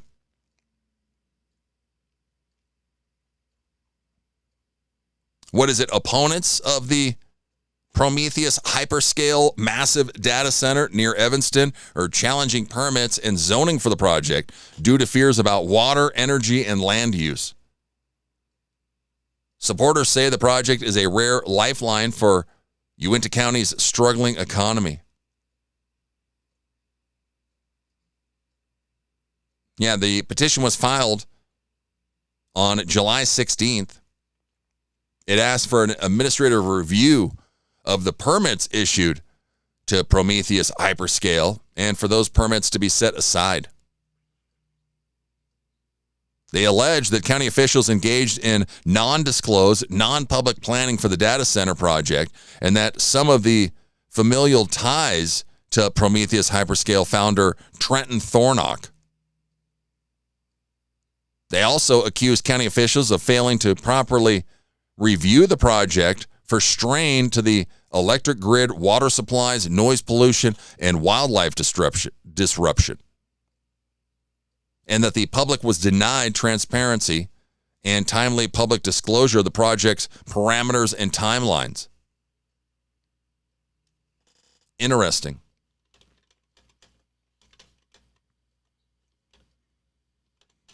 It's going to be very interesting with all of these data centers, whatever you want to call them, as, what do we got, 30 or 60 or a ton of them coming to the state of Wyoming. It's the top of the hour. It's time for news. We're going to come back, chat with Jeff from Whisper Flight. He's at whisperflight.com. They do all kinds of services. He's from right here in Sheridan, Wyoming. Don't go anywhere. It's Cowboy State Daily Saturdays with Jeff. It's time for the news.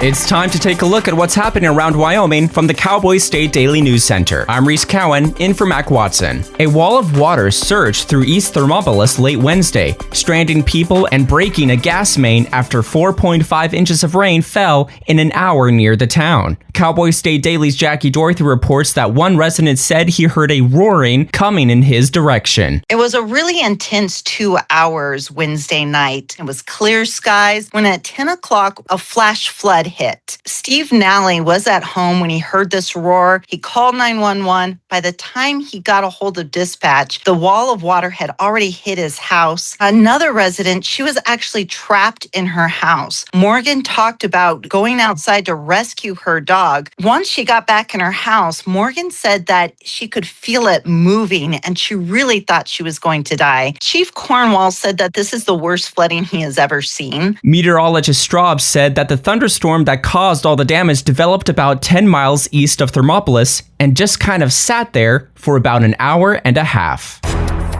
Megan Degenfelder's campaign for Wyoming governor released a video early Thursday of President Donald Trump doubling down on his endorsement of her. Cowboy State Daily's Claire McFarland reports that the push comes with a month to go before Wyoming's hotly contested Republican primary election. We've got a month before the primary election, which in Wyoming generally involves a huge standoff between Republicans of all stripes. And Superintendent of Public Instruction Megan Degenfelder garnered the Trump endorsement back in January, while the president doubled down on Thursday, reiterating his endorsement. Trump varies on when he gives endorsements. Degenfelder's is among the earliest that we've ever seen, 7 months before the primary election. She said that she was deeply honored to have the president's support and grateful that he took the time to speak directly to the people of Wyoming. Trump has not endorsed anyone in the hotly contested U.S. House race, where 10 Republicans vie for the nomination. I'll be back with more news from the Cowboy State Daily News Center right after this. This spring and summer, everyone can do their part to keep motorcycles safe on the roads. Motorcyclists, be sure to wear high visibility gear, and drivers, look twice and save a life. This Safe Driver update is from the Wyoming Department of Transportation. Cowboy State Daily News continues now.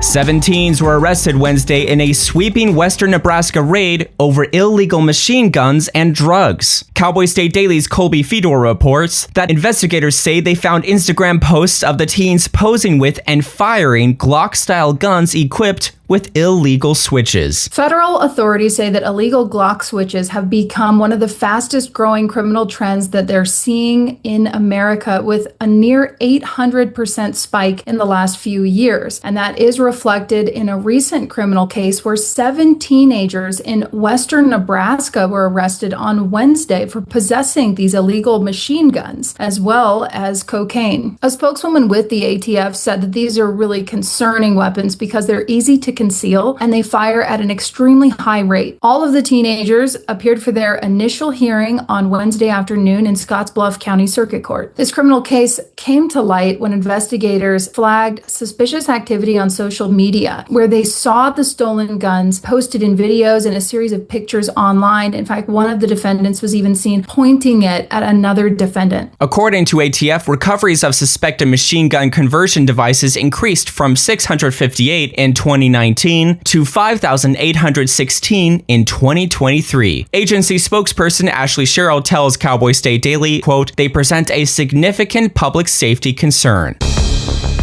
More than 23,000 birds and bats were killed by wind turbines in Wyoming in 2025, according to a report presented Wednesday to the State Game and Fish Commission. Cowboy State Daily's Mark Hines reports that according to an official, quote, they're flying around and they're not paying attention to those blades. Game and Fish, they don't set the policy. It's the Industrial Siting Commission that really says yes or no. They're the ones that have the power over the licenses for these operations. What Game and Fish does is before the project is built, they come in and they work with the developer to kind of give them advice on how to mitigate or avoid conflicts with wildlife. And then after the fact, they will do some monitoring as well and maybe suggest some solutions. Wyoming Game and Fish Habitat Protection Program Supervisor Will Schultz tells Cowboy State Daily that in some cases, painting one blade of the wind turbine black helps birds see it before it's too late. And that's today's news. Get your free digital subscription to Wyoming's only statewide newspaper by hitting the daily newsletter button on cowboystatedaily.com. I'm Reese Cowan, in for Mac Watson for Cowboy State Daily.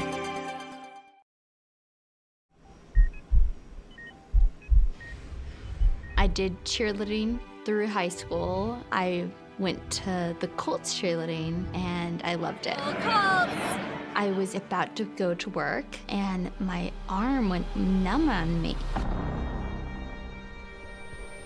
I knew I couldn't speak and I collapsed.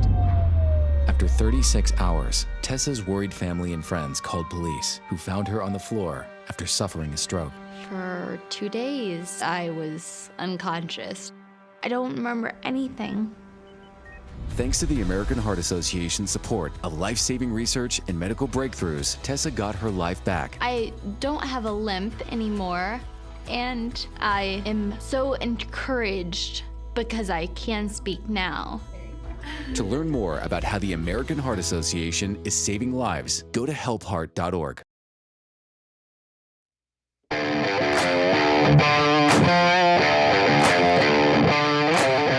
Welcome back.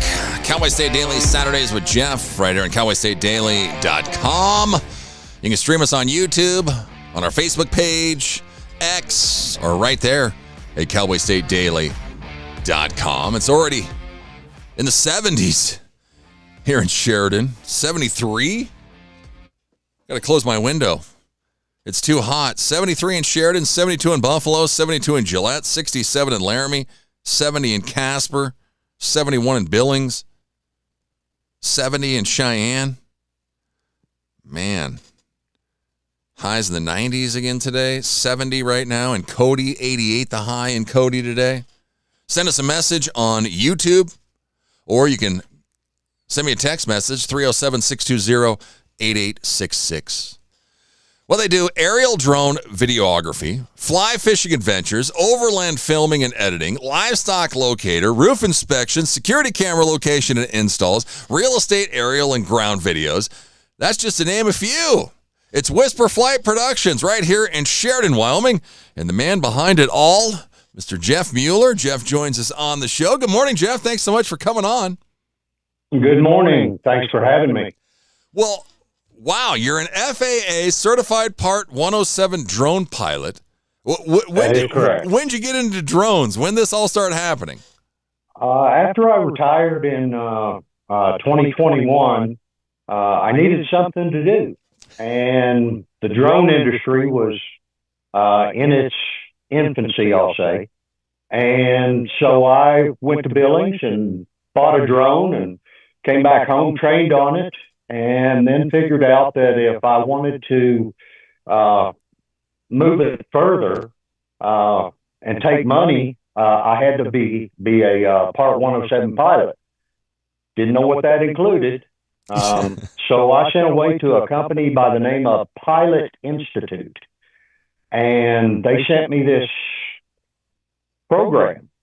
And for 8 weeks, I studied.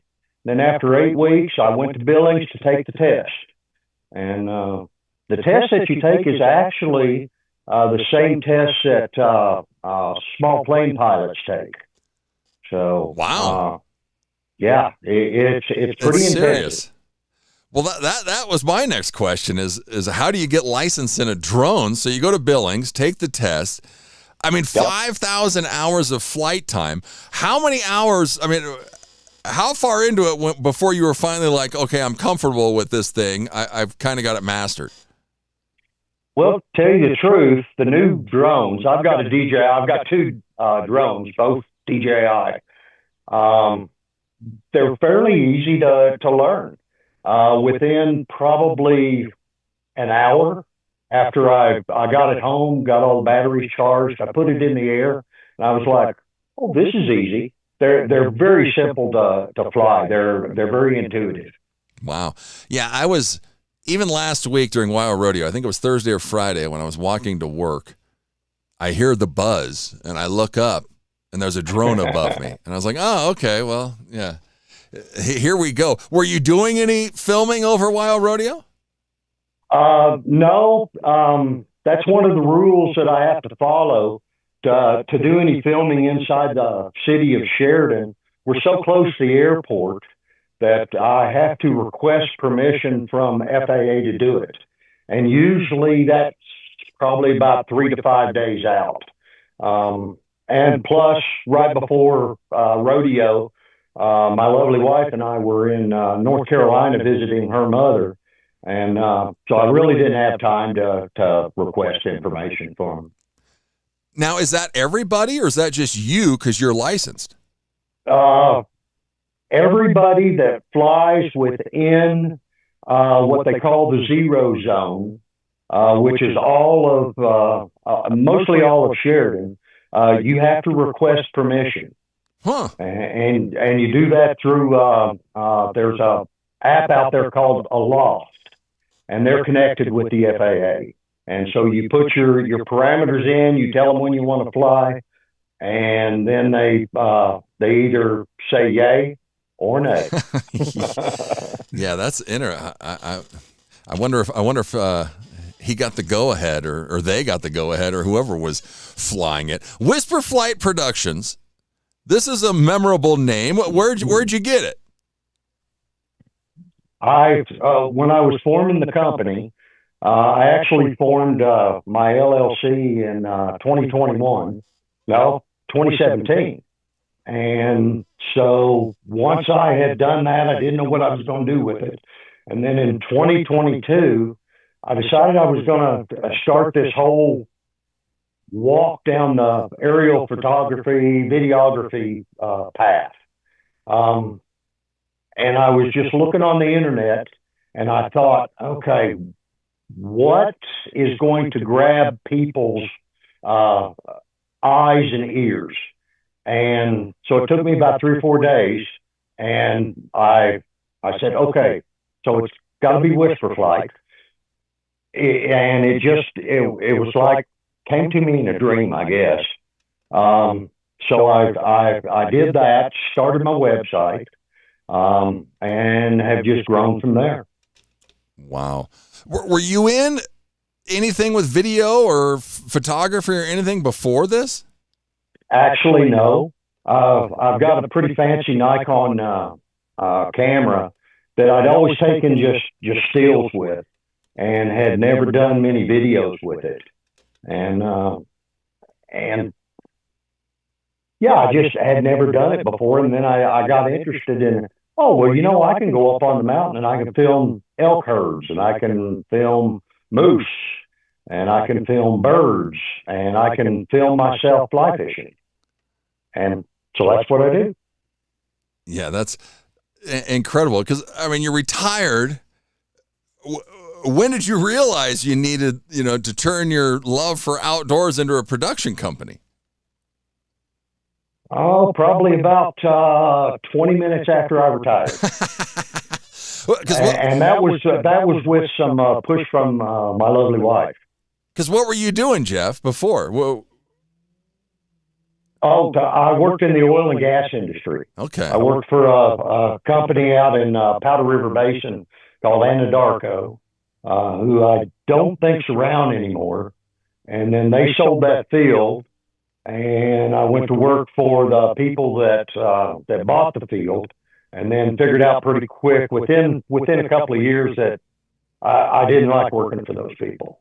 So you know how it goes. Oh yes. But much better now working for yourself. Oh, yeah. I love working for myself. I spend at least probably 2 days a week up on the mountain fly fishing. And I use my drone to film me while I'm fishing. And I use a GoPro. And then I also use my Nikon. And it's, when you get set up for it, you got all the cameras out, you got to put the drone in the air. It's interesting. Yeah. Yeah, there's a lot of moving parts, that's for sure. You can go check Jeff out. He's at whisperflight.com. He's on Facebook, Instagram, YouTube, and X. There's his contact info there and all of the services that he has, because it's incredible. Because like on the drone, is there one camera? How does it work? Well, I have two drones.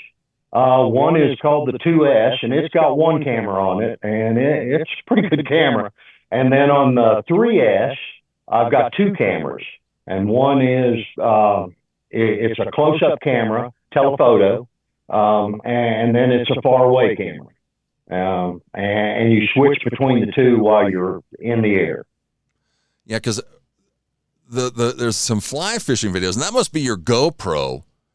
Because, yeah, you can see your hand, and so that's coming from the GoPro. Is it on your chest or your head? Where do we put I've got a chest holder for my GoPro, yes. Okay. Yeah. Well, and your website mentions the top-tier hardware. What's with the DJI? What does that mean, or what's that? Okay, DJI is the company that makes my drones. A little bit of controversy about DJI. They're a Chinese company, and they got into the United States several years ago with these drones, and all of a sudden last year, our government decided that DJI was because they're Chinese, they were probably sending infrastructure videos back to their regime. I don't know if that's true or not. They just make a really, really nice product. They're easy to learn. Like I say, within an hour and a half, you learn how to fly them.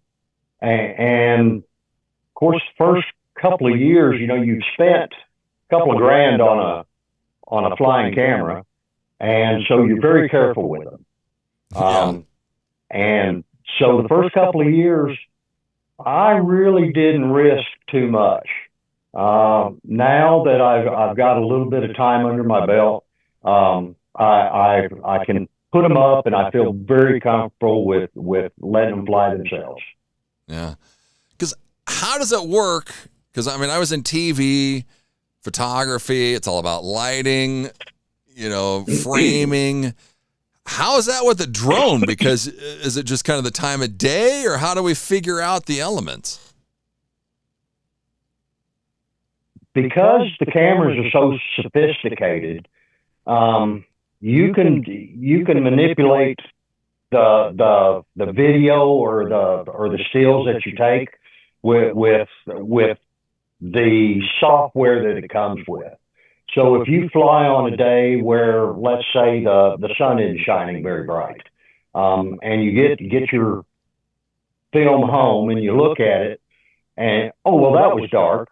Well, so you go in and you raise whatever you need to raise, resolution or color or whatever, just to bring up the background so you can see. Okay, so yes, you can manipulate it, whether it's dark or light or whatever. Yeah, because the camera's so awesome. Because how do we when we're doing livestock and stuff? How do we fly the drone without disrupting the environment? Is it quiet enough? How loud is it? What's happening? Well, it really depends on how high you have the drone. Anything below probably about 90 to 100 feet, you can hear it. And it's just a slight hum. Now, you get above 100, 150 feet, up to 400 feet, most people don't even know it's in the air. You can't detect it. And one of the rules that I do follow, drones are only allowed 400 feet in the air. So, but at 400 feet, you can't hear that drone. And it's really hard to pick it up with your eye. You have to know exactly where it's at to know that it's there. Yeah. Well, because they're buzzing around so fast and probably moving. Because what's ideal when you're filming something? Is it lower? Is it higher? Well, since I've got a telephoto lens on my newest drone, the Air 3S, I can be at 300 feet, and I can set that telephoto to look like I'm 20 feet above the ground. Wow. So, it's you don't have to be right on top of anything. That's incredible. Because how does that work? Because you're flying the thing, and then can you see the picture on like your remote, or is it on a different screen? Okay, so I've got a remote, and I've got an old iPhone 10 that I use for my video. Your display. So I can look at my display so I can see where it's at. I also, one of the rules that I have to follow is I can't let that drone get out of my visual. So you can go out probably maybe less than an eighth of a mile, and then you lose visibility.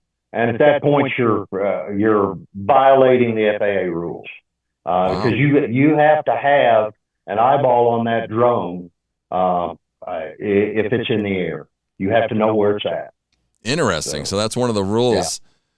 Well, I mean, I get it though. They don't want you. Yeah. Yeah. I mean, you got people out here that are flying what's called beyond visual, and they have no idea where that drone is. Yeah. And so if they're flying, let's say they're trying to fly over people, which is really illegal with a drone. If they lose visual of that and it drops out of the sky, because they're a piece of technology, so you always have problems. If they drop out of the sky and they hurt somebody, that's a bad thing. Yeah. You're in trouble or hit something or who knows. Oh, yeah. Yeah. Unreal. Well, let's take a quick time out. We'll come back, chat with Jeff some more. Go check out his website, whisperflight.com. It's FLYTE. He's on Facebook, Instagram, YouTube, X. We'll chat about more of the services that he offers, and more about his website and much, much more. Stay with us. It's Cowboy State Daily Saturdays with Jeff right here on cowboystatedaily.com. Park County Fair's back this July. Happening all week is the thrilling Carnival Midway. Tuesday's the Muddy Mess with pig mud wrestling. Get ready to rumble for boxing on Wednesday. Pull yourself to the grounds for Thursday's truck and tractor pulls. Friday's the fast-paced figure 8 race. And as always, Saturday's the sellout demolition derby. Tickets are on sale now, and we'll see you at the 100th Fair on patented land. This is the Cowboy State Daily Radio Network. I don't think that many kids in my son's school even do it. He makes fun of his friend who vapes. He would never try it. She's into soccer. She's on the honor roll. She's just not the type. No way. No way. No way. No way. My kid would never vape. Get your head out of the cloud. Today, nearly 8,000 kids will start vaping. Maybe even yours. Learn about the dangers at talkaboutvaping.org. Life's daily battles are not meant to be fought alone. We're not powerless, so long as we don't lose sight of what's important. Don't be afraid to seize that moment to talk to your friends. Cloud, you okay? Because checking in on a friend can create a safe space. The first step on our new journey. You coming? Reach out to a friend about their mental health. Seize the awkward. It's totally worth it.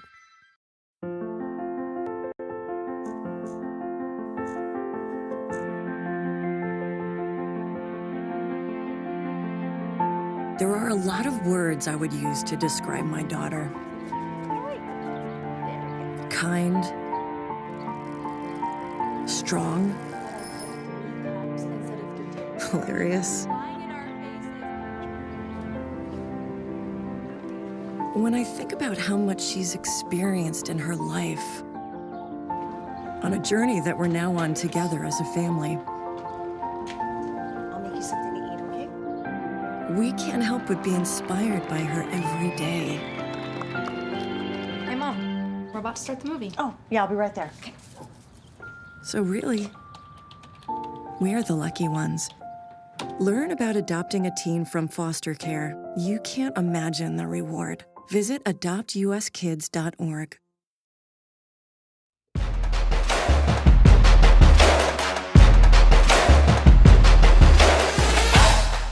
Welcome back. Cowboy State Daily Saturdays with Jeff right here on cowboystatedaily.com. 24 minutes past the 8 o'clock hour. We're hanging out, chatting with Jeff Mueller from whisperflight.com. He's in the Zoom room with us. They handle everything from real estate and construction projects to YouTube video editing, aerial footage, drone footage. What do we get requested most of, Jeff? Here recently, it's been real estate. I just here recently filmed a property up in Story that had no houses on it. It was just blank land, and so the guy asked me, the real estate agent asked me, "Hey, can you do this?" I said, "Yeah, sure. That's not a problem." So I went up and spent half an hour with the drone in the air. And just filmed the entire property. I think it was about 4 acres or something. So I just flew around and took video, and then they put it on their website. Yeah, and edit it and spit it out on their website. Your website says fly fishing adventures. Do we take people fly fishing, or are we just filming them? What's happening? If somebody comes to town, now I'm not a guide. So I can't guide anybody. But if they come to town and they want to go up fishing, they can go with me as a friend.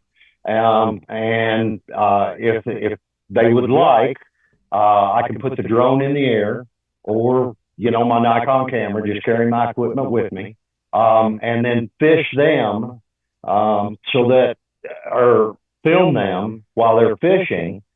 So when they get home, they don't have to lie about how big a fish they caught. Yeah. Well, how's the fishing this summer? Is the water levels all right? How are we doing? Water levels are down. The streams are a little bit warm. I was up on Little Horn this last week, and Little Horn is pretty far down, probably into summer flow. And I put my thermometer down into the water, and on top it's about 40 degrees, but a little bit lower it was down in the upper 30s. But at about 40, the fish stop biting. Yeah. And so you just so far it's been okay. But I can see by the end of summer, we're going to lose a lot of flow. The mountain is already beginning to get dry. It's still pretty green, and it's beautiful to be up there. But like everything else, it's beginning to dry up. And you can tell that by the lack of wildlife. They're mainly up in the high country. Because it's just too hot for them at the 9,500 level. Yeah, it was when we went up last weekend, I was kind of surprised that it was as green or as moist as it was, or however you want to say it. But yeah, it was.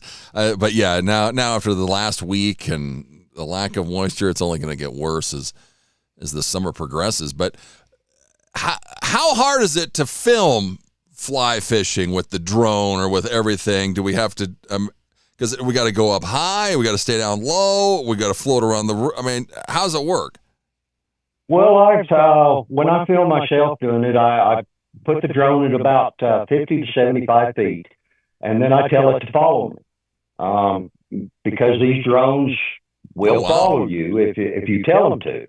And so you just have to, you draw a picture around yourself or a square around yourself, and then you hit the screen, and it follows you around. So you can walk or drive your vehicle or whatever, and it will follow you.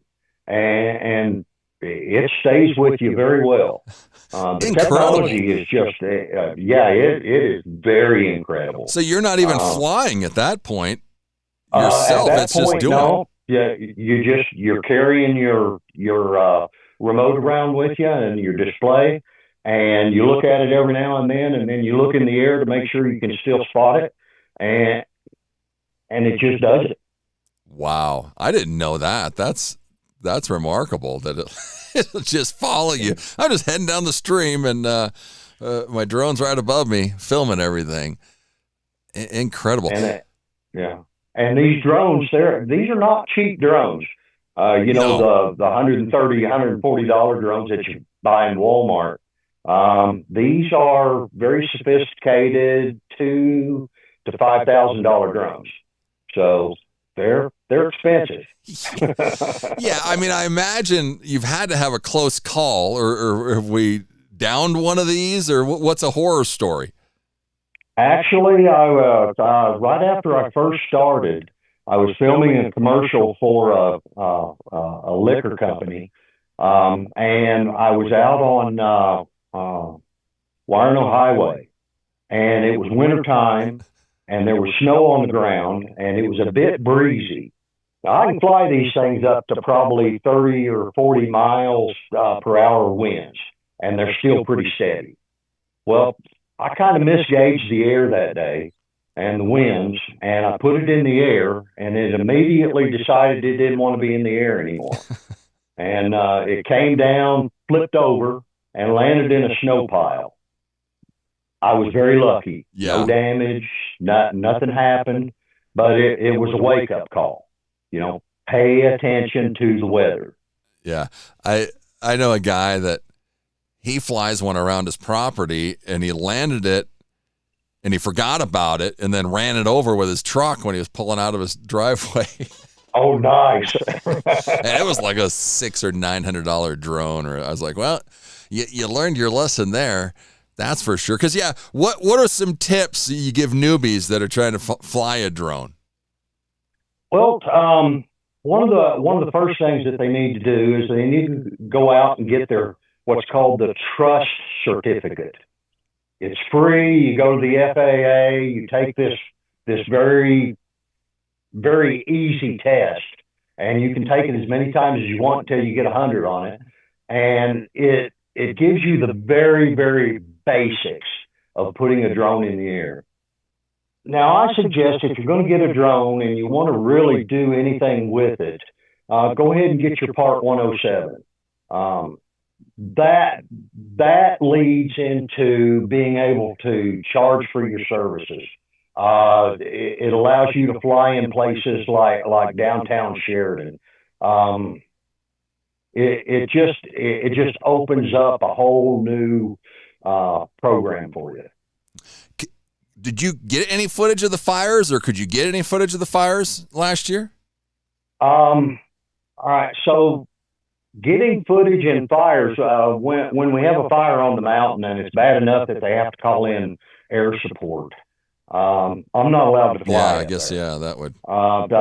They do what's called a temporary flight restriction, TFR. And if you put a drone in the air up there, they can see you. Because both my drones have trackers on them that are connected to the FAA. And so when I put my drone in the air, they know I'm there. And so if you put a drone in the air around a fire and there's air equipment around there, they'll pull everything out of the sky, and then they'll come find you. Yeah. And once they find you, they will fine you. Yeah. And it's not going to be cheap. pretty. Yeah. During the fires last year, there was some idiot here in town that put his drone in the air up there, and they had to pull everything out of the sky from from Billings south to Casper. There was fighting fires because it's just too dangerous. You know, they had a incident last year in California during the Palisades where a guy was filming with a drone, and he put it in the way of a air tanker. The air tanker ran into the drone, and it put the plane on the ground. Now, it didn't crash, but they had to land, and they had about an 8-inch hole in the side of that wing. Wow, and that's so, not good. Yeah, they ended up. Of course, they figured out who he was by the serial number on the drone because it was embedded in the plane. And they went and they found him and they arrested him, and then they fined him about $200,000 for that little mishap. Wow. You know, and then he had to pay for the airplane to be repaired as well. So, and I don't know how much that was, but you know. Yeah, that wasn't cheap. Yeah. Yeah, they're taking it very serious, which they should. But yeah, because I can only imagine the footage you'd get from a fire would be incredible. So it's very tempting for some of these guys. Yeah. Now, if you're on the mountain and you have a fire and there's no equipment air equipment in the sky, and you're lucky enough, you can get some pretty good video. Because I've got one video from the fires last year that 2 days after it started, I just happened to be fishing up on the Little Horn, and I put the drone in the air because I was just filming myself, and I looked and I said, "Oh, that looks like a fire," and so I flew it out a little ways and then hit the telephoto and got some pretty decent pictures. Yeah, they weren't the best, but they weren't the worst. Incredible. Well, and speaking of photos, you can go to Jeff's website, whisperflight.com. He's also on Facebook, Instagram, YouTube, and X. He's got some 8x11 photos of Wyoming. You can go check them out. You can actually order some of them right there on his website. Do we like doing still photos or do we like video? You know, I'm a video guy. I love video. Because it's challenging to film video. It is very challenging. Wildlife. I've got a 500 millimeter lens on my Nikon, so that I can pull that wildlife right in, and I can see them. Because I can't film wildlife with my drone, because that's considered harassment through the Forest Service says, no, that's harassing wildlife. You can't do that. And because I've asked, you know, I said, well, can I put my drone in the air? And because I'm friends with a couple of the Forest Service guys up here, and I said, can I put my drone in the air and film? And they said, well, you can film, but you can't get close to them because that's considered harassment. And you know, of course, that's another no-no. Yeah. Interesting. Well, I guess that's a good thing. Merchandise on the site. Jeff's got some on. You can see it behind him. Yeah. We doing this locally? Where are we getting them? This is all through my website. You can order from my website. I've got them in stock here in town. I've got hats. I've got these shirts. These are called guide shirts. I've got some T-shirts with my logo on them. I've got a fly fishing fly collection called the Wyoming Collection. It's got about 17 or 18 different patterns that I know work up here in the Bighorns. Those all come from a company over in Oregon, a friend of mine. It's called the flyfishingplace.com. The man's got everything on his website, and he's super, super friendly. Gives you discounts when you buy a certain amount. It's just a really good company. Flyfishing.com. He's a good one. Flyfishingplace.com. Yeah, flyfishingplace.com. You go check Jeff out at whisperflight.com. It's funny. Your all-together option in the stores, it says it's free right now. I was about ready to order it last night to see if it actually came for free. Well, that's just to show to get it on my website. I go through GoDaddy, and to get it on my website, they require that I put a price out there, and so I put 0 on there, hoping that people would not catch that. Well, apparently I'm wrong. I was like, wait, I'm going to order this and see if I get everything for nothing. Why not? It says you do security camera location and installs. You've got this security company linked to the website. People buy it? You install it? How does this work? Well, they go through my link on my website. It's oofy.com. One of the best security camera companies out there. When you get security cameras nowadays, you have to have a subscription. Everything is a subscription now. Well, Oofy doesn't require that. You can store all of your video locally in their little box that they send you. Of course, you can get a subscription to it too, but I like it because I'm disconnected from the web. Because there's a lot of privacy concerns going on now. Yeah. What I do is if somebody requests that they need some cameras, I'll go over, I'll consult with them, I'll put the drone in the air and fly it around their house so we have an idea of what the security cameras are looking at. Because that's important.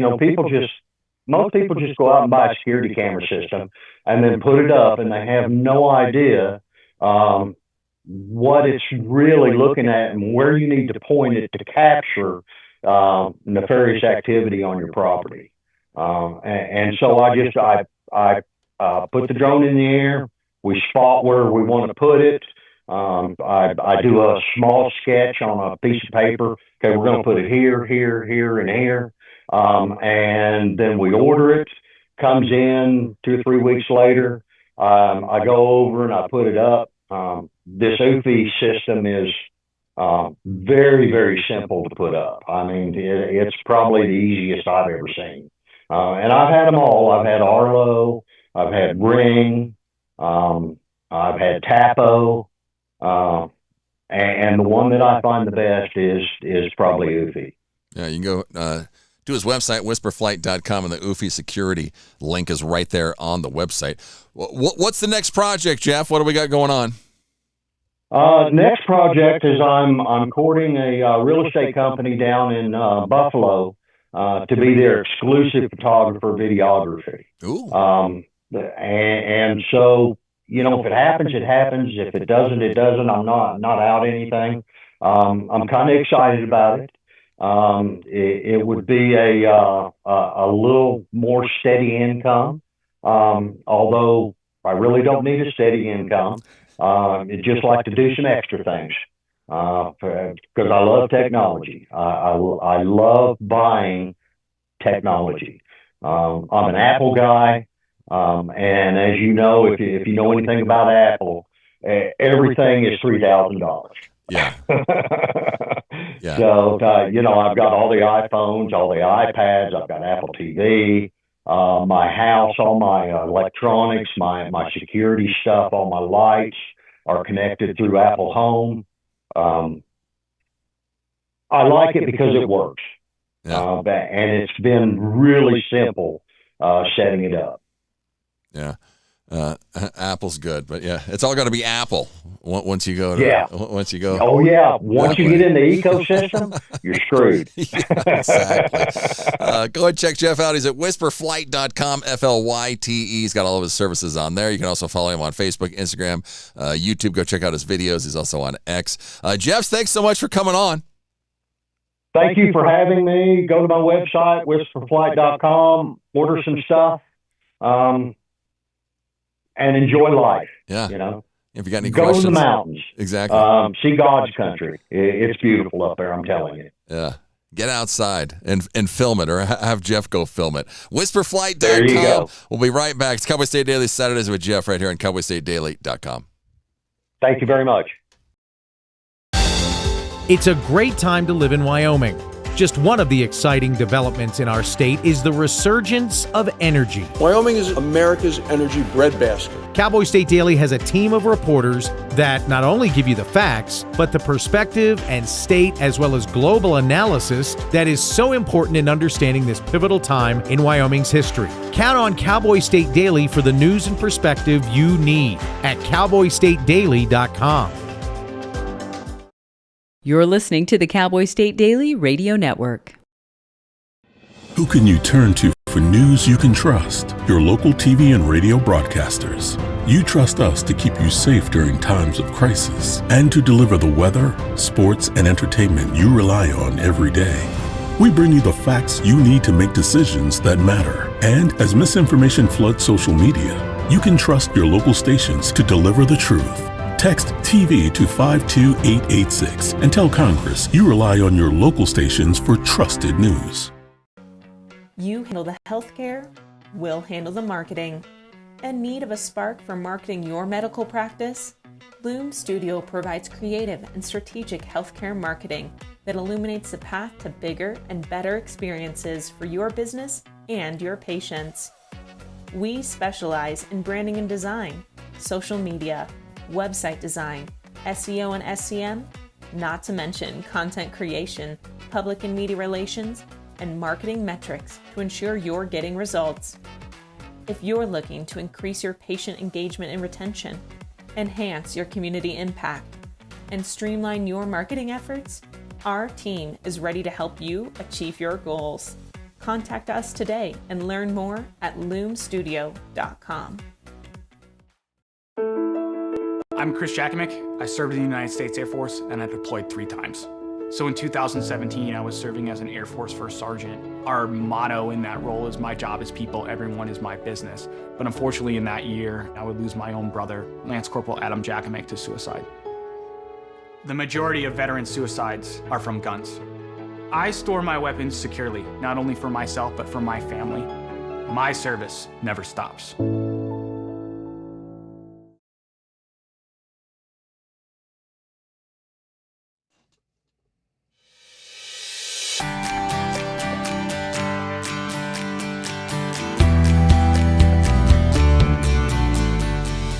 Minutes till the top of the hour. Cowboy State Daily Saturdays with Jeff right here on cowboystatedaily.com. Send me a text, 307-620-8866. Give me a call. Let's check the text and voice line. Nothing on there. Let's go to our YouTube page. Let's see if anyone's chatted there. No. Where's everybody at today? We got a bunch of listeners, a bunch of viewers. Nobody wants to chime in, I guess, huh? Or let's go live here. Refresh the screen. What do you got going on this weekend? Are you down in Cheyenne at Frontier Days? I saw our buddy Stymie just posted something on Facebook. Something about work. Myself and one other worker and a lame supervisor all Saturday. What kind of blank poor planning sure doesn't constitute panic on my behalf? Grr. Stymie's not happy this morning about work.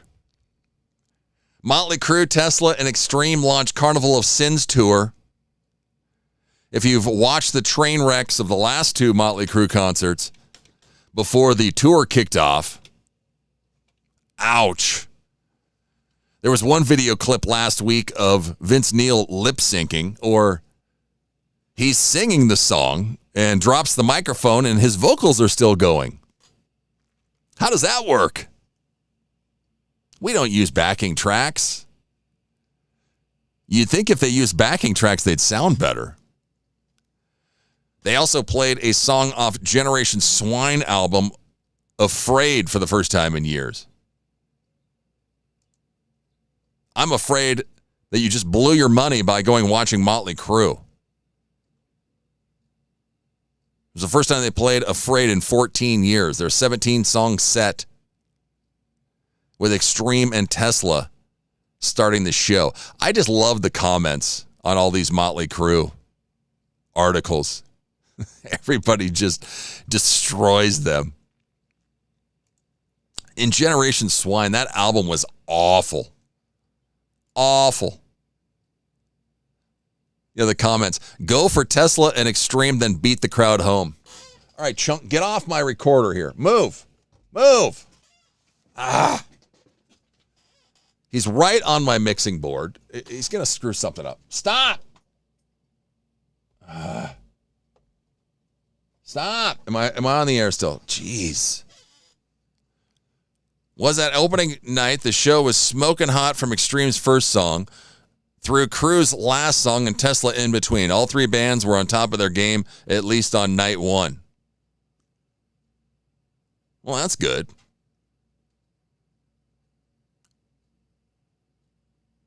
Let's see what other people said. Tesla should just do the tour with Tom Kiefer and LA Guns. Tesla and Extreme are going to steal the show. He's the one they call Dr. Feel Old. Funny how I went to Crew's farewell tour show like 8 years ago. Hanging Up, Carnival of Sins. Was there anyone under 65 there? Extreme is so good live, and Gary still has the pipes and stage presence. Sounds like a county fair extravaganza.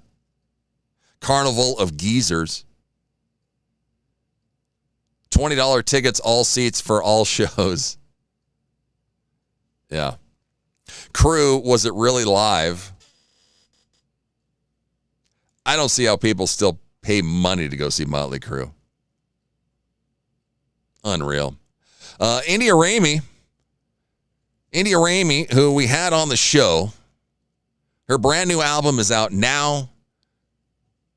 Americana Fest says that it's one of the year's best records, full stop.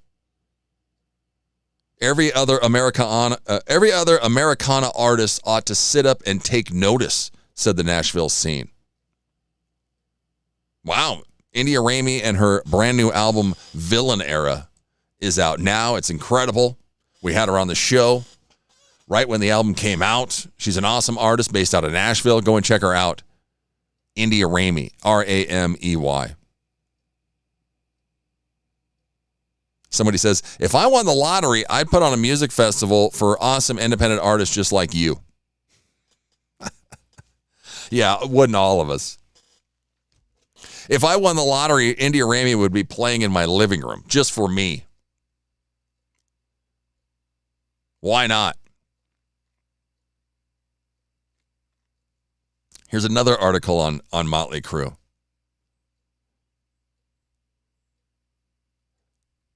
YO Jam? What is this?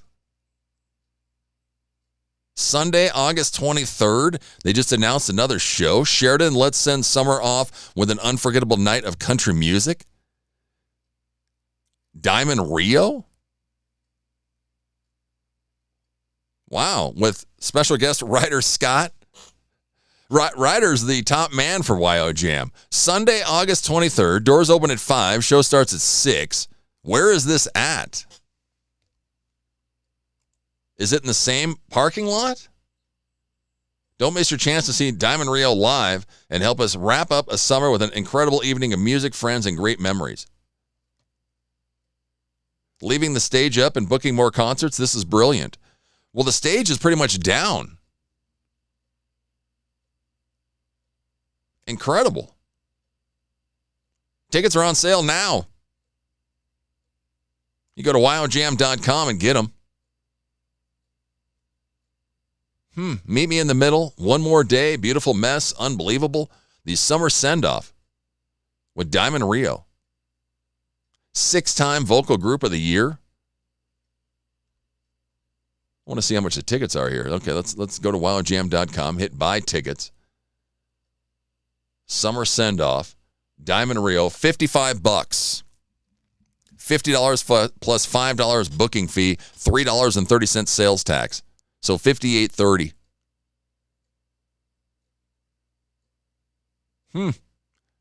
It's an all ages event. Booking fees and applicable sales tax are additional.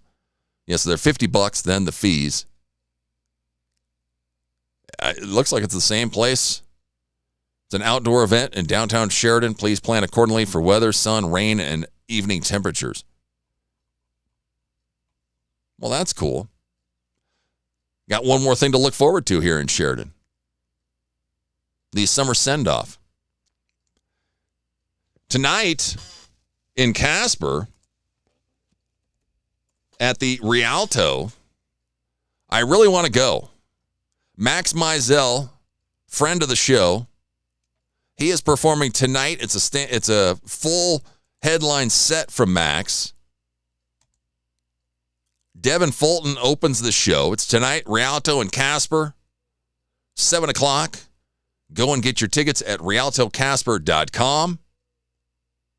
It is a 21 and over show. Doors open at 6. Max Mizell, we had him on last week. Great guy. I need to get back to him because he emailed me. He's coming back around the first of the year, and he wants to come to Sheridan. So I'm going to send him some venues here that he can perform in Casper, and hopefully we can see Max coming up in December, January, somewhere around there, right here in Sheridan. So that'd be cool. He is at the Rialto Theater tonight in Casper. Big thanks to Jeff Mueller from whisperflight.com. He was just on the show from right here in Sheridan, Wyoming, Whisper Flight Productions. You can go check out his website, whisperflight.com, F-L-Y-T-E.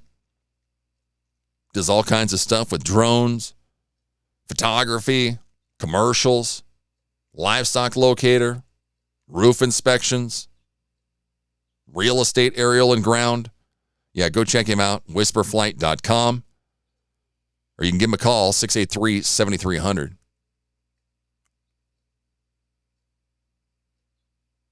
Our friends at the Props, the band that was here a couple months ago at the Living Room, I saw that they just announced, well, they're coming back to Sheridan at the end of August. And then they're heading overseas. They got an opening gig from a German, like, pop group or German alternative band, Jupiter Jones.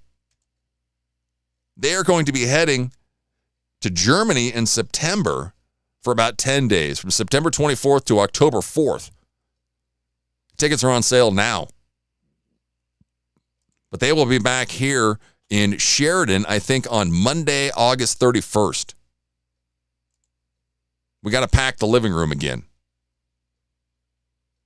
The Props will be back. I can't wait. We'll get them on the show before they hit the Living Room again, because they're going out on tour opening for Soul Asylum. And then on their way back to L.A., they're stopping in here in Sheridan, Wyoming. So that'll be cool. Let's see what else I had to tell you this morning before we head to the top of the hour. And then after the news, we're going to head down to Cheyenne and have Wyoming rapper Trey Works on the show. He is opening tomorrow night for my cuz Ryan Charles at the Lincoln in Cheyenne. You can go to LincolnCheyenne.com, grab your tickets before they're gone. The Lincoln is having performances. It's like the Cheyenne Frontier Days after show. I don't think they're starting tomorrow night until like 9 or 10 o'clock. But we'll have Trey coming up at the top of the hour. And then we have Silas Ray. He's the fiddle player for North Fork Crossing. They're a bluegrass band out of Bozeman, Montana. They just played a sold-out show in Casper last weekend. They're going to be at the Pub Station here in like a week. They're also going to be, I think, in Jackson or somewhere else in Wyoming coming up in August. We'll chat with Silas coming up around 9:20 this morning. So 2 more guests coming up next hour. A couple more musicians. I don't think have we had a rapper on the show? I don't think I have on Cowboy State Daily yet. So yeah, we'll have our first rapper, and he's from Wyoming. Lives down in Cheyenne. Trey Works. He's got a brand new single, La La La, that's out right now. I don't even want to talk about this story. This lady from The View with her son getting arrested for trespassing. I'm getting real sick and tired of people, oh, well, I'm a former federal prosecutor. Oh, I'm a host on The View. Oh, I'm too good to get arrested. Oh, my son wasn't doing anything wrong. The gate was open. He didn't see all the signs that said no trespassing. He was just working out and saw a hill. So he thought it'd be a great hill to run up for working out. We didn't do anything wrong. Come on. Trying to talk cops out of busing her son for trespassing. I think he was on the phone with his mom while he's running. He's 24. Come on. So that means he knows he was trespassing. It's the top of the hour. Let's get to Wyoming news. It's Cowboy State Daily Saturdays with Jeff. One more hour to go. Thanks for listening. Happy Saturday. It's the news.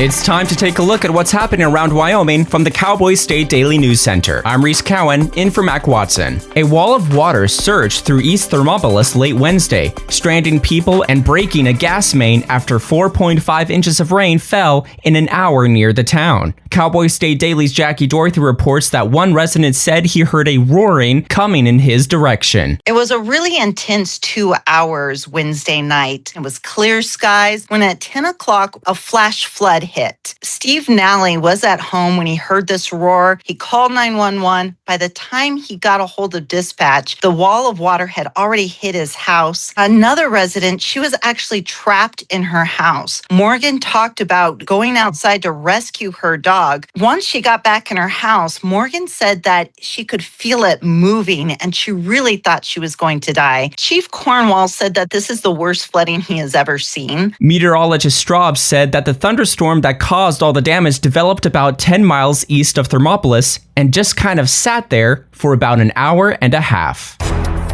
Megan Degenfelder's campaign for Wyoming governor released a video early Thursday of President Donald Trump doubling down on his endorsement of her. Cowboy State Daily's Claire McFarland reports that the push comes with a month to go before Wyoming's hotly contested Republican primary election. We've got a month before the primary election, which in Wyoming generally involves a huge standoff between Republicans of all stripes. And Superintendent of Public Instruction Megan Degenfelder garnered the Trump endorsement back in January, while the president doubled down on Thursday, reiterating his endorsement. Trump varies on when he gives endorsements. Degenfelder's is among the earliest that we've ever seen, 7 months before the primary election. She said that she was deeply honored to have the president's support and grateful that he took the time to speak directly to the people of Wyoming. Trump has not endorsed anyone in the hotly contested U.S. House race, where 10 Republicans vie for the nomination. I'll be back with more news from the Cowboy State Daily News Center right after this. This spring and summer, everyone can do their part to keep motorcycles safe on the roads. Motorcyclists, be sure to wear high visibility gear, and drivers, look twice and save a life.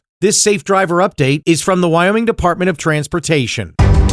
Cowboy State Daily News continues now.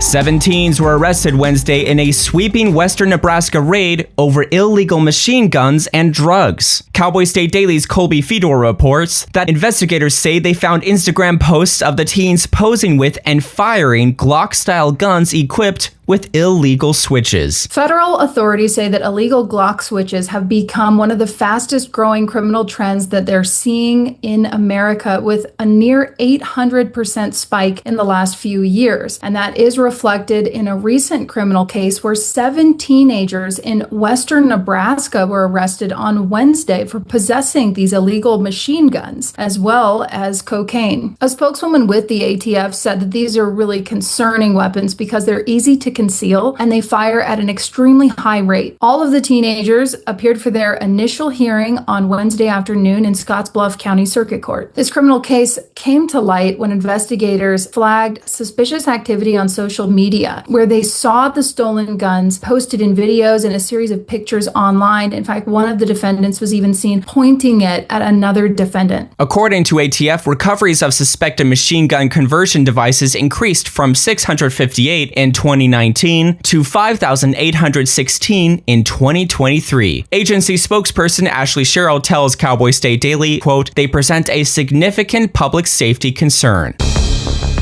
More than 23,000 birds and bats were killed by wind turbines in Wyoming in 2025, according to a report presented Wednesday to the State Game and Fish Commission. Cowboy State Daily's Mark Hines reports that according to an official, quote, "They're flying around and they're not paying attention to those blades." Game and Fish, they don't set the policy. It's the Industrial Sighting Commission that really says yes or no. They're the ones that have the power over the licenses for these operations. What Game and Fish does is before the project is built, they come in and they work with the developer to kind of give them advice on how to mitigate or avoid conflicts with wildlife. And then after the fact, they will do some monitoring as well and maybe suggest some solutions. Wyoming Game and Fish Habitat Protection Program Supervisor Will Schultz tells Cowboy State Daily that in some cases, painting one blade of the wind turbine black helps birds see it before it's too late. And that's today's news. Get your free digital subscription to Wyoming's only statewide newspaper by hitting the daily newsletter button on cowboystatedaily.com. I'm Reese Cowan, in for Mac Watson for Cowboy State Daily.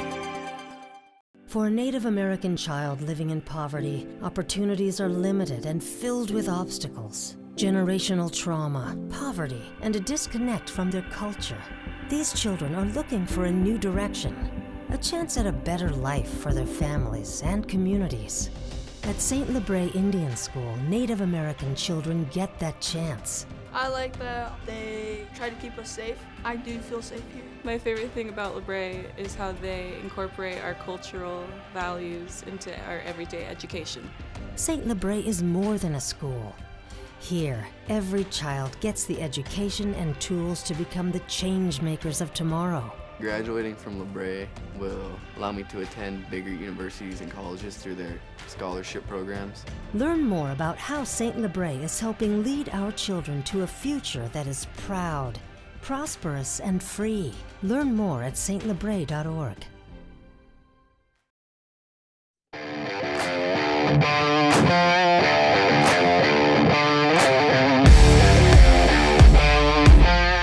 Welcome back. Cowboy State Daily Saturdays with Jeff right here on cowboystatedaily.com. You can watch us on YouTube, our Facebook page, X, or right there at cowboystatedaily.com. Well, Trey works. He's a versatile artist out of Cheyenne, Wyoming. He's been honing his craft since the age of 20. His latest album, Free Range, came out in April. His current single, La La La, is also out now. You can see Trey opening for Ryan Charles tomorrow night at the Lincoln in Cheyenne. Go to lincolncheyenne.com to grab your tickets now before they are gone. We're excited to have Trey hanging out with us this morning. Good morning, Trey. Good morning, man. How you doing? Great. Thanks so much for getting up and doing this morning. Well, Thank you. Big news. You teased it earlier. You had a big announcement yesterday. Tell us about this. Oh, yeah. So the big announcement yesterday, I'm doing a show in Rapid City, South Dakota with rapper Polo G. Yeah, that's awesome. Yeah, man. I'm excited for this one because I've been listening to him since I was younger. So this is a huge opportunity for me. Not for me, but just for the guys who, do the music with me and the fans that have been following. So, yeah. Yeah. When is that? It's not until October 9th. Okay, yeah. I thought it was a ways off. But, yeah, in Rapid City. So don't miss that one. First, you got to go see him tomorrow night. But for sure. Free Range, your latest album. What's the meaning behind the title? Free range. I just kind of wanted to show people my range in the music. You know what I mean? Like from singing to rapping to just different genres. I wanted to just portray to the world that I can kind of do everything. You know what I'm saying? So, and I'm still learning. I'm not a pro yet by any means, but I'm trying to get better every time. So. Well, that's what I enjoy about you is listening to your stuff. You're everywhere, Trey. Everywhere, man. That's the kind of thing. That was the goal, man. I grew up listening to a lot of rap, obviously, rock and roll, I recently just started getting into a little bit more country pop. So, you know. Well, hanging out with Ryan, you're getting the Western thrown at you as well. Yeah. But yeah, I'm just like, well, he's rapping. Now he's doing like a hip hop song. Now he's singing. I was like, wow, is this real? But yeah, 'cause it says you started when you were 20. How long have we been at this? Man, I'm old now. I'm 32. So I've been doing it since 20 years, about 12 years and stuff. And then, but I've been probably making good music. I would have to say 6-ish years, 6-7 years. Yeah, it takes a while, you know. It takes a while, man. Yeah. La La La, which is funny because Free Range is just out, and then you have a single that's not even on the album. No, yeah. So that's La La La was gonna be on the album, and for some reason, when I try to upload the song to the album, the platform that I distribute my music through, it denied it for some reason. So, you know, I was like, okay, well, let me just put this out as a single, and they accepted it as a single. So yeah, that's how I did it. So you never know. I mean, what's the reaction been for the single? It's been great. I actually had a kid on YouTube do like a reaction to it. And he did an amazing feedback reaction for it. And it's been good, man. I would have to say right now, though, my most popular song is First Kiss. That one's doing pretty well. That one was me kind of switching up the genre, kind of the more, you know, pop punk style on that one. Yeah. So yeah, that one's been a good one. And then I have a new song that I'm actually going to preview tomorrow night at the show with Ryan Charles. It's another like pop punk song. So I'm excited to do that one. Yeah, he's talking pop punk now, which is just crazy. Well, It's Over. That's like your most streamed song on Spotify. Yeah, that one went crazy out of nowhere because that song's been out since 2020. And wow. Yeah, that one's been streaming like crazy lately. I don't know what happened. I don't know if it just hit the algorithm right or what, but that one's been doing pretty well. Yeah, Spotify's weird though. Like Spotify with the streams, like it goes up and down. It fluctuates so crazy with sometimes I'll have a whole lot of monthly listeners and then, you know, numbers go crazy and then it dies down and then it picks back up. So yeah, you can't watch the numbers on Spotify. It'll drive you nuts. Well, you mentioned First Kiss and Hard to Breathe, these music videos. How much concept, how much direction are we involved in the videos? I'm 100% involved. I kind of like direct my own videos in a sense. Like I'll kind of think of the ideas of how I want to do it, where I want to shoot it. And then, of course, the videographer, you know, he'll give me ideas of what he thinks as well. So we collaborate together and kind of figure that out on how we want to do it. Yeah. And the Hard to Breathe video, though, I actually shot that in New York City. Oh, wow. Were you on purpose or were you there for vacation or? It was on purpose. So, yeah, I had crazy story. I was signed to a distribution label. And with that label, I went out to New York and we kind of did a whole bunch of like different music stuff in the studio. And I wanted to shoot a video out there since I was already there. So we kind of set it all up, shot the video in Queens, New York. And then, so that's how that one went. Nice. Go check out Trey's. Trey Works is on Facebook, Instagram, TikTok, SoundCloud. His latest single, La La La, is out now. You can see him tomorrow night at the Lincoln in Cheyenne, opening for Ryan Charles. I mean, how do you do it without losing like your core identity, or is it just say, "Hey, I'm multi-genre"? What do fans think? I try to just think of it as being multi-genre. You know, I'm considered to be a rapper, but now that I'm trying to cross over into different genres, I don't even know, man. I just want to be considered an artist. I've been learning to teach myself how to play the guitar next, so that's kind of like what I want to do next and conquer. So I don't think he's found his niche yet, or where. Yeah. I'm trying to do it all, man. And if I'm being honest with you, I get a lot of inspiration. I'm sure you've heard of MGK. Yeah. Yeah, I get a lot of inspiration from him, believe it or not, just because he's done a lot of the crossover stuff. Yeah, he's all over the place too. So yeah, so that kind of like, I feel like this is my lane right now, just experimenting with different things, and I'm having fun with it because it's been getting a lot of great reactions. So well, you mentioned it. Now I'm doing good music. So what changed? Was it just experience? What? Yeah, experience, just studying the game a little bit more and trying to figure out a sound I wanted to go with because, rapping is not easy, man. It was just me trying to figure out who I wanted to be, how I wanted to rap, like, just trying to ride the beat properly and just trying to get everything down from my cadence to my lyrics to my metaphors to the flow. Just so that took a while for me to really, master. And so when I first came up, it was rough, man. It was I was trying to find my sound. It was a little offbeat. Like my voice wasn't there, and then I just stopped, just continue to stay with it and just repetition and trying to get better. So that's how I kind of finally found my lane, and I got comfortable. Now I'm super comfortable going in the studio, recording, and just having fun with it. So yeah, because like a song like Federal, what do we got to do when we get in the vocal booth to do that? Oh man, that's easy for me now. Just rapping like that with Federal, I can just do that simply. Like before, back in the day, I'd say 8, 9, almost even 10 years ago, like I couldn't have done that now. But now that I'm confident, I think it was just a confidence thing for me, Yeah. Unreal. Go check out Trey. He's opening tomorrow night at the Lincoln in Cheyenne. Go and get your tickets now. Yep. Who's the other guy that's opening? How do you pronounce his name? Winced. Okay, so Winced, you guys are both opening for Ryan tomorrow night. Yep. How long do we get? How long is our set? I want to say my set's anywhere from 30 to 40 minutes. I think Ryan Charles is doing an hour plus. But me and Ryan Charles, we're buddies, man. Like that's my good friend.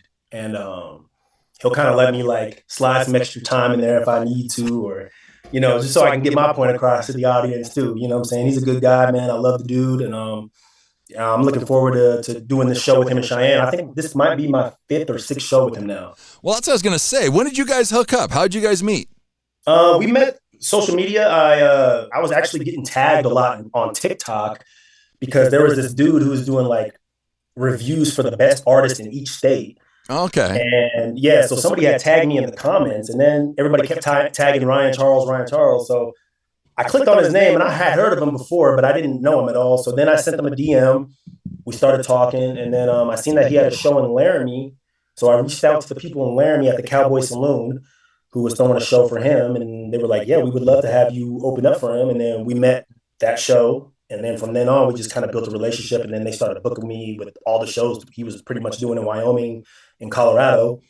And we went from there. We became buds. And now we're here. Yeah. Ryan's my cousin. He's for real? Yeah. Wow. He's a great dude. Yeah, no, his mom's awesome. You probably ran into Lisa at yeah, I did in Casper. at some of the shows. But yeah, well, and it's funny because that guy, Ryan sends all of his stuff to this guy that does these music reviews, and he loves Ryan and puts him over, and yeah, it's just been crazy. Yeah, man, it's crazy to see somebody from where he's from to be doing what he's doing today. Yeah, from Buffalo, Wyoming. Yeah, doing this Western rap, which everyone thought he was insane when he was a kid. They're like, oh, whatever. And then he moves to Nashville and he blows up. Yeah, exactly. Works hard and see where you can go, but it's crazy. So yeah, so opening for him, it's got to be nice because you're both from Wyoming and trying to do the same thing. Yeah, man, it's amazing, dog. I think it's very cool, man. Like I said, he's a great guy. He's humble. He's fun. He's a good dude. He cares about his music, his fans, his people, and usually all the shows he does in Wyoming, they're a pretty good turnout. So hopefully, I know it's on a Sunday. You know what I'm saying? I just hope it's still a good turnout. So. Oh yeah, it's Frontier Days. It's these after shows at the Lincoln that they're doing all week. It's early. I think you guys are only the second night, so hopefully.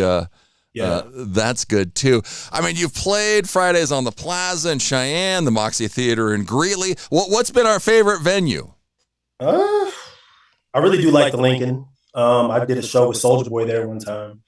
It was a great time. I like what else have I done? We just did one a couple weeks ago in Rapid City again. It was for this June Fest festival. It was a show outside, which was a pretty cool setup. I don't know, man. We've done a lot. We did one in Cheyenne again. It wasn't the plaza, but it was like west edge of Cheyenne, and it was for the Sugar Hill game, which was an outside event with tons and tons of people. That was fun. I don't know, man. There's so many shows. I can't even. The venues are great, man, and I've been in some weird venues as well coming up. You know what I'm saying? So, oh yeah. You show up and you're like, oh, what's going on here? What's going to happen? I'm already here, so we got to do it. Yeah. Well, and Trey, you've even given back. You've done some local charity work, events like We Got Your Back. Yep. I mean, this has got to be important to you. Give back to the community.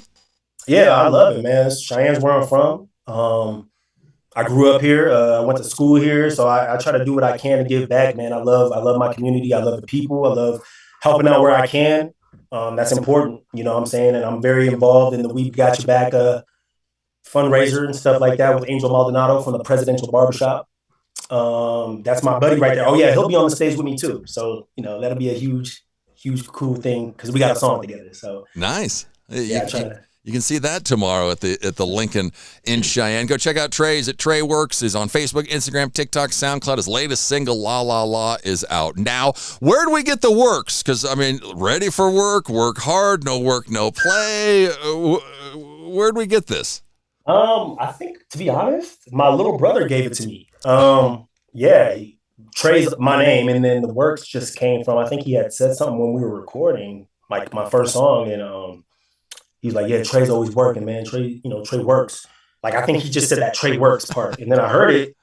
I'm like, oh, yeah, it's a rap. And I just took out the O, you know what I'm saying, to make it look cooler. But, yeah, man, that's kind of how it just kind of rang a bell in my head, and I stuck with it, and it just worked for me ever since. And then I just started implementing the ready for work, no play, just trying to keep it fun and put my name in it, you know? Yeah. So. Yeah. Well, you can see him. You can see the fun tomorrow night at the Lincoln. He's going to have 30, 45 minutes. He's second on, so I think the doors open at 9. Does the show start at 10? Yeah, doors open at 9, show at 10. I hit the stage at 10:30, I believe. Okay. So, yeah. Ryan will probably be on around 11:30 or so. So, yes, the after Frontier Days concert's going on at the Lincoln all this week. Don't miss it. Trey will be there tomorrow night, opening for Ryan Charles. Well, I mean, is the music, are we feeling good? We feeling pressure still? How's it going? Oh, man, I'm feeling great. You know, I always get the butterflies before the shows. And because it's in the hometown. So I know I got to put on a great show. I got to make sure my voice is right. But yeah, man, I've done this so many times. I love what I do. I do what I love. And I go out there with it's my first time every time. I don't care if there's 5 people in the crowd or 5,000 people. I'm going to give it my all every time. And that's the mission right there. Yeah. Well, he's blowing it up. It's Trey Works. Go check him out tomorrow night at the Lincoln in Cheyenne. Trey, thanks so much for coming on. Man, thank you for having me. I appreciate you guys' time. Trey Works. Let's put on for the state of Wyoming. Let's make it happen. Exactly. We'll be back right after this. The midterm elections are quickly coming up in November. We have to win the midterms. This is the most important election. And Cowboy State Daily gives you the local political coverage that has national implications. I think that we need to be more aggressive in terms of talking about what the real issues are. Cowboy State Daily has you covered with the coverage, insight, and knowledge about the candidates as we ramp up to the midterm elections in November. Cowboy State Daily, your daily source for all things Wyoming.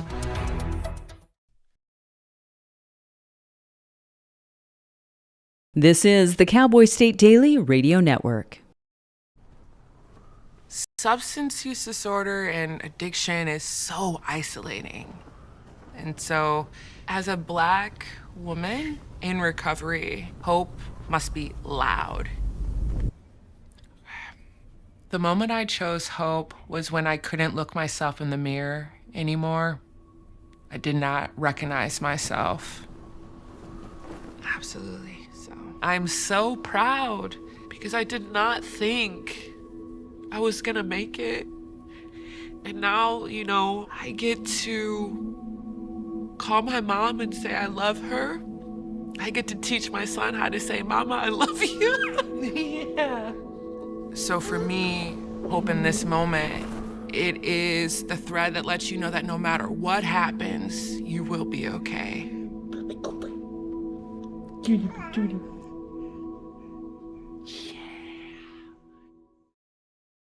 Nestled between Casper Mountain and the North Platte River, you'll find the heart of Wyoming. With a bustling downtown centered around our outdoor haven, Casper is for adventurers, freedom seekers, and rule breakers who find beauty off the beaten path. So if touchable history, a vibrant community, and uninterrupted outdoor recreation define your travel itinerary, allow us to welcome you to the one and only Casper, Wyoming. Plan your trip at visitcasper.com. Oh, right. Look at you taking the stairs. Who are you? We're your lungs. We are proud of you for quitting smoking, but you still may be at risk for lung cancer. A routine cancer scan can detect it early when it's more curable. Good to know. Well, I gotta go somewhere. So do we. Listen to your lungs. Get a routine screening that could save your life. Talk to your doctor and learn more at savebythescan.org.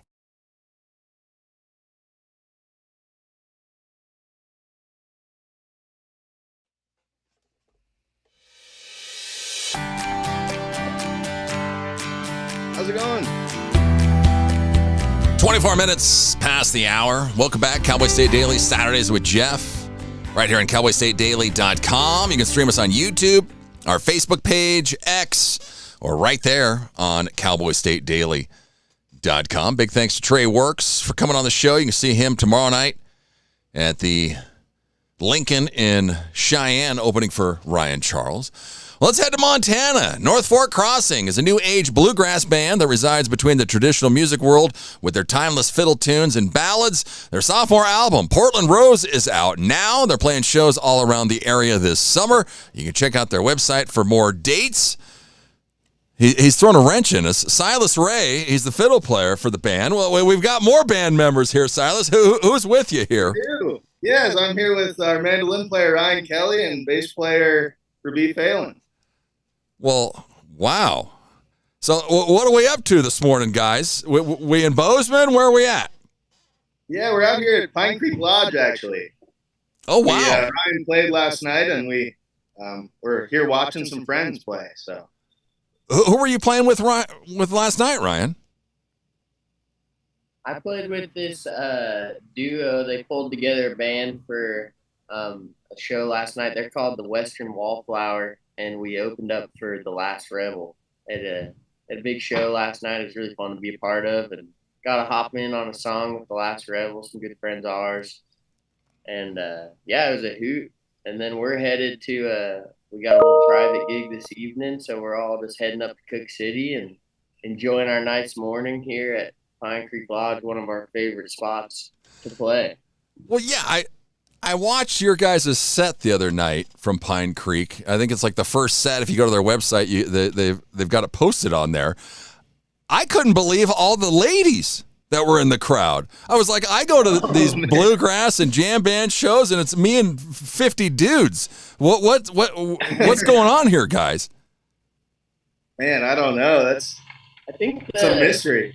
The ladies in Montana like some bluegrass. You know, it's we try and play some music for everyone. So whoever likes coming. Yeah, you're pulling them in. So that's a good plug for North Fork Crossing. There's actually females at the shows. So that's true. Way to go! You played a show in Casper last weekend, sold out at this Bloomberry 307. I was like, have you guys played in Casper? How do we do this? That was our first time playing Casper.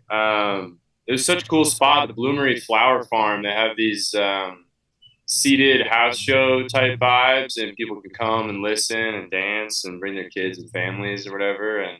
And we marketed it hard, and people seemed to be really stoked. And they came out and sold every dang ticket, which was awesome. That's Yeah. a treat. Yeah. I was just like, wow, these guys are playing in Casper. It's sold out. Yeah. We made a good connection.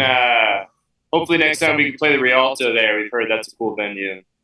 Yeah. Well, hopefully we'll be back in Casper before too long. I don't know how many. There was at least a couple hundred people there. How many people were there? Yeah, I think it's 250. 250? Yeah. I was like, wow. great time. Good work, guys. And they're playing some Jimmy Buffett. What do people think when you throw some of these covers out? And I think people are surprised a lot of the time, but we've gotten good reception from doing some fun covers of songs that aren't necessarily bluegrass. We'd like to think Jimmy Buffett would like a little bluegrass. He'd be happy, I'd imagine. Well, how did we meet? Is this real that we all met in like a Montana fiddle camp? Yeah, a few of us met there when we were kids, and going and taking lessons there, and then we kind of lost touch and ended up back in Bozeman and reconnected. So okay, yeah, it was our guitar player and I met and kind of reconnected, and then it happened to be that Silas was also living in Bozeman, and then we met Rabi and our banjo player shortly thereafter, and kind of had the ball rolling a little bit and just kept it going, and here we are. Yeah, because how does it work when we're writing songs? Because Cade's singing, Ryan's singing, Silas, you're singing, we're all singing. How does it work when we're writing? So normally one of us, Cade and Ryan, write a lot of the songs, and normally they'll come with a song that's close to finished, or maybe they just have the lyrics, whatever it might be, and they bring it to the band, and we all kind of just put our heads together and come up with an arrangement for the song, and we kind of all get to have a little input on it. So it's a fun process for us. Yeah, I'd say Cade, our guitar player, he's the real mastermind behind the lyrics, and I've been trying a little bit myself, but a lot of times Cade will just spit out a new song, and then we throw it together with the band, and we're like, how does this come together? And it's everybody's insight really creates this song. Because you guys have said this is like the evolution of string band music. This Portland Rose, the new album, you kind of have tried to do your live show. Where are we going? Is it more jamgrass with psychedelic rock? Are we trying to get more jams? What's happening? And we really like kind of staying true and paying homage to the traditional bluegrass. But then we're always exploring, trying to find new sounds and interesting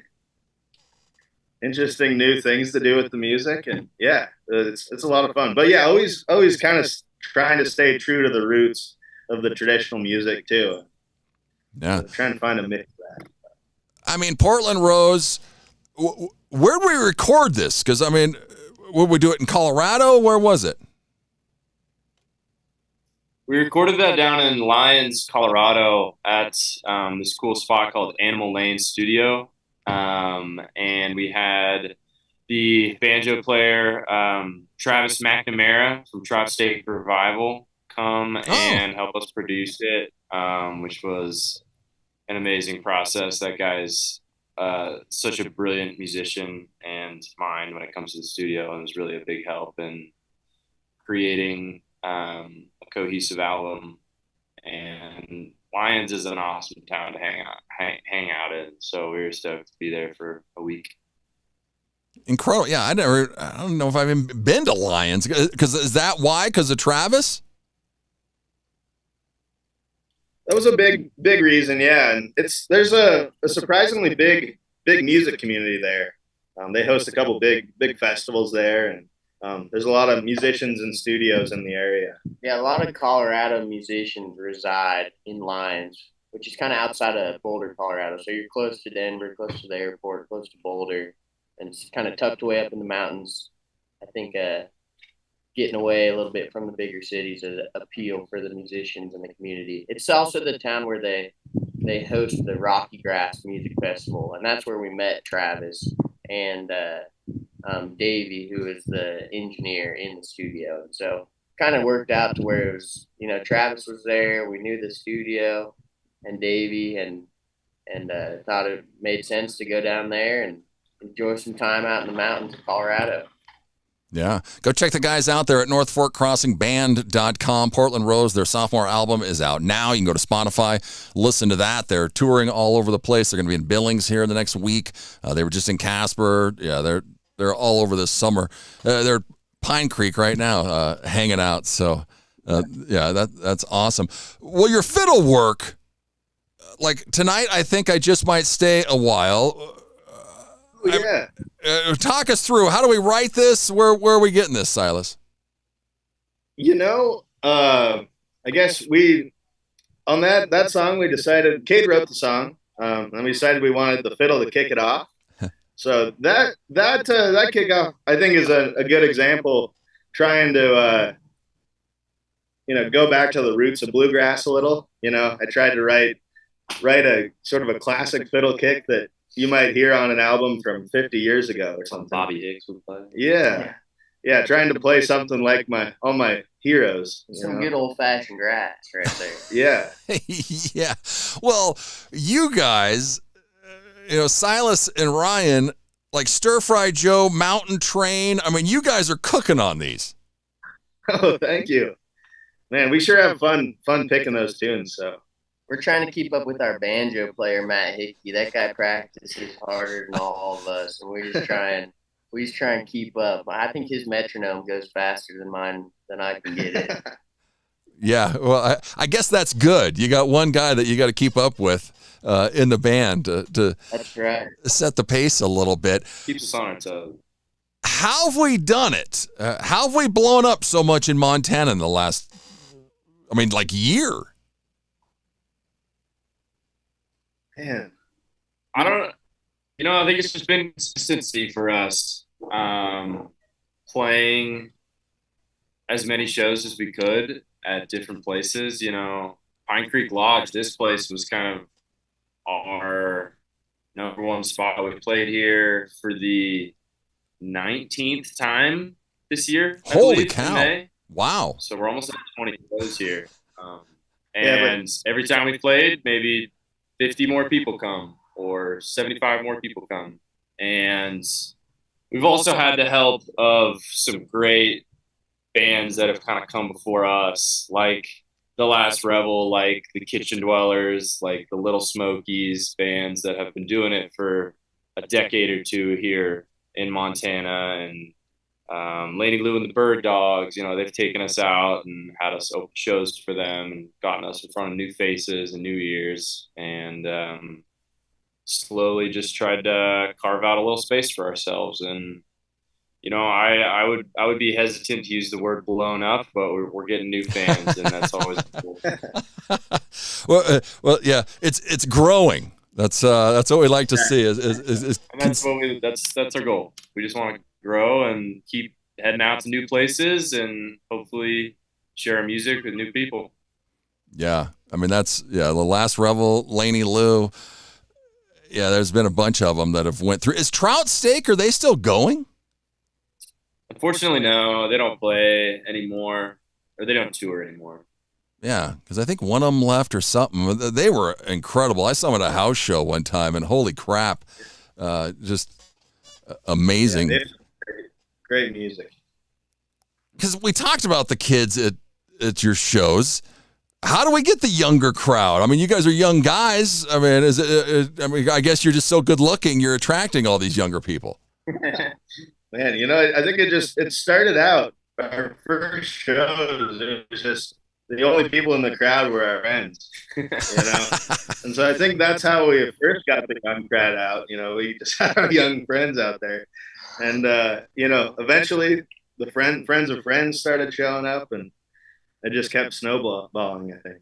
I think it speaks a little bit, too, to where bluegrass and kind of string band music is right now. I think there's a lot of good things happening for this style of music. There's people like Billy Strings and like the String Dusters and other bands that are doing really well and kind of showing this style of music to a bigger audience. And I think it's bluegrass isn't something that necessarily everybody knew about a long time ago, and now it's kind of hitting some bigger scenes and getting this music in front of new ears, and people people, I think one thing about bluegrass is it's not everybody, but a lot of people hear it and they kind of get bit by the bluegrass bug, and they just love it. And so we're happy to be playing it, and I think people are starting to catch on and like it. So Yeah.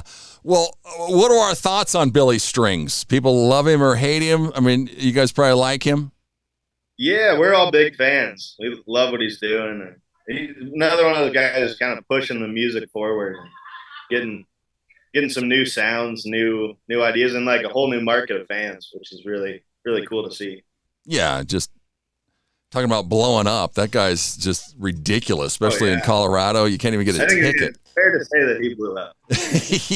Yeah, it's incredible. If you go to NorthForkCrossingBand.com, you click on the tour page. They're going to be in Spearfish, White Sulphur Springs, Montana. Then they're back at the Pub Station next weekend.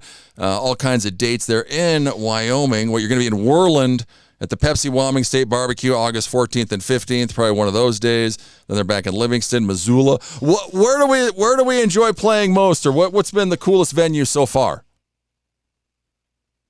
And it's hard to beat right here at Pine Creek. Honestly, it's always one of our favorite shows of the whole year, and we've gone pretty far away, but we haven't found a place that's quite as special as Pine Creek here. Yeah. Pine Creek's pretty awesome. Last year we did get to go to Wrangell, Alaska for a small music festival, and I will say that is up there for one of my favorite spots we've played. This small island off the close to Juneau, but that was pretty incredible. Yeah. Island of a couple hundred people out there. It's rainforest. Spent about 3-4 days there. That was pretty magical. Yeah, what were you guys thinking when you're like, oh, we're gonna go play a show in Alaska? Yeah. Paid trip to Alaska. Yeah, it was paid for, and all we had to do is show up to the airport and somehow get our instruments to Alaska. And so as soon as we saw that email came in, I just blocked it out on my calendar. I was like, I'm going, boys. I don't know. We'll see what happens. But that was really cool. We played a couple sets, and then they also took us out on like a couple little tours and showed us the island, and just surrounded by these giant castles of mountains up there in the glaciers. That was pretty surreal. Yeah, that had to be pretty amazing. With the new album, you guys are playing some crazy covers. What are we looking forward to most in the set? Oh man, our guitar player Cade just keeps writing these new songs, and I feel like I'm always the first one to suggest a couple of these new songs on the set list. There's a couple songs that are probably going to be featured on our next album or EP. There's one called All I Know. There's some live recordings of that out there. But yeah, I think Cade, and Cade's really, I think you hear it in our second album, Portland Rose, from the first one. And then even in his writing of stuff that's not released yet, I think kind of really, really seeing what the North Fork sound kind of is and where we are as a band. And musically, as we play more together, we played all these shows, and we're becoming more of a single unit rather than the different instruments. And so I'm really excited about Cade's new material, some of the new songs, and hopefully recording those soon. But if you guys want a sneak peek, there's some live recordings on our Bandcamp, and then that full set of our Pine Creek show on YouTube. If you want a sneak peek of some of the new tunes, we can't hide them. We're too excited to play them out. So it's not a very well kept secret. No, go to YouTube, check them out. Yeah, their Bandcamp page, North Fork Crossing. Just go look them up. NorthForkCrossingBand.com is the website. Well, guys, have fun today. Thanks so much for coming on. Portland Rose is out now. They're going to be in Billings next weekend at the Pub Station. And, go and check them out, North Fork Crossing. Thanks, guys, so much for coming on. Thanks for having us. Yes. Thanks for having us. Take care. We'll be right back after this. Are you still throwing money at boring advertising that nobody remembers? Cowboy State Daily Radio is where Wyoming talks, laughs, debates, and actually pays attention. Your customers are not only listening, they're talking about the news of the day. So why not put your business in the middle of the conversation? From sponsored interviews to powerhouse statewide campaigns, Cowboy State Daily Radio delivers your message with an exclusive Wyoming reach. Contact Piper Fenimore today at piper@cowboystatedaily.com. You're listening to the Cowboy State Daily Radio Network. Wyoming is a place of unlimited potential, a place that inspires us to dream. Since 2014, Wyo Lotto has given back over $180 million to our great state through transfers, winnings, commissions, and more. Dollars that have gone directly into your cities, towns, and counties. Dollars that have changed lives and set dreams in motion. Thank you, Wyoming, for a legendary 10 years. We can't wait to dream up what's next.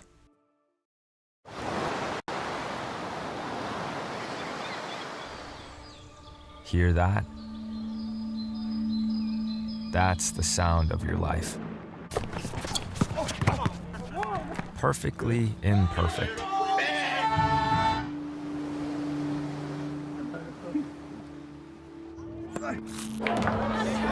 Beating in rhythm to the world you've created.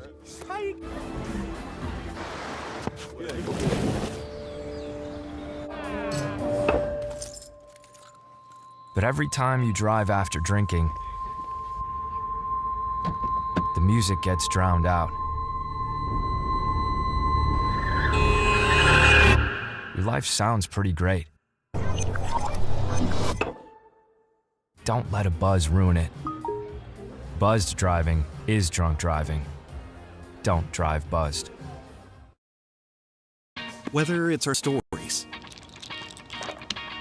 the warmth of our laugh, or our family's secret sauce, we all bring something different to the table.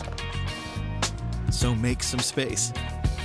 The power of connection is waiting right outside your comfort zone. Learn how you can help strengthen your community at belongingbeginswithus.org/teamup.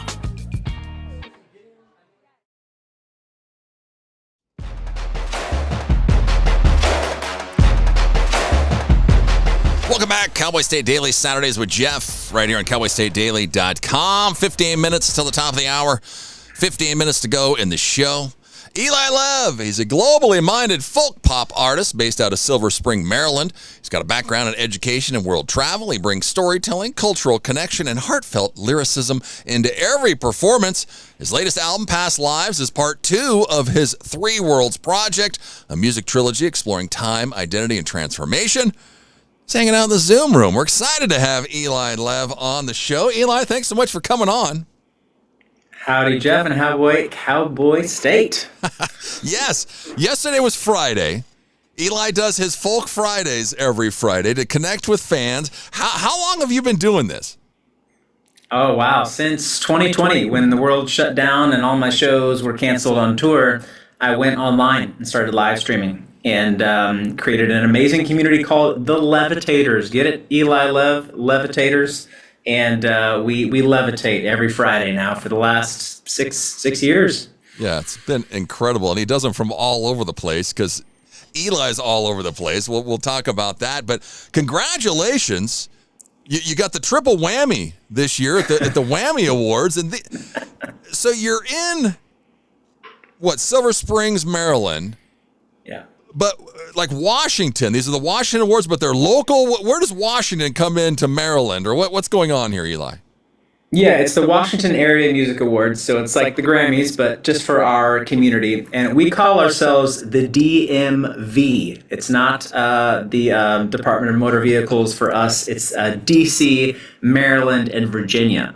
So the DMV is kind of like this kind of conglomerate area, and that's the awards are for any artist in that area, including Maryland, Virginia, and DC. Okay. So, I mean, that's got to feel good that you're getting recognized locally or you're getting some love. Yeah, it feels amazing. I mean, one whammy is cool. A double whammy is pretty awesome, but a triple whammy, I mean, I did not see that coming. So it was for, the album Past Lives, the song Where We Come From, about my family roots, and this little known but upcoming artist, Eli Lev from Silver Spring, Maryland as well. So yeah, pretty cool. Yeah. The Three Worlds Project, 3 albums exploring time, identity, transformation. Present Journey was the first one. That came out in 2024. When did this happen? Was this like an idea? Did we have the songs written? Give us the timeline here. Yeah, I used to be a teacher on the Navajo Indian Reservation in northern Arizona.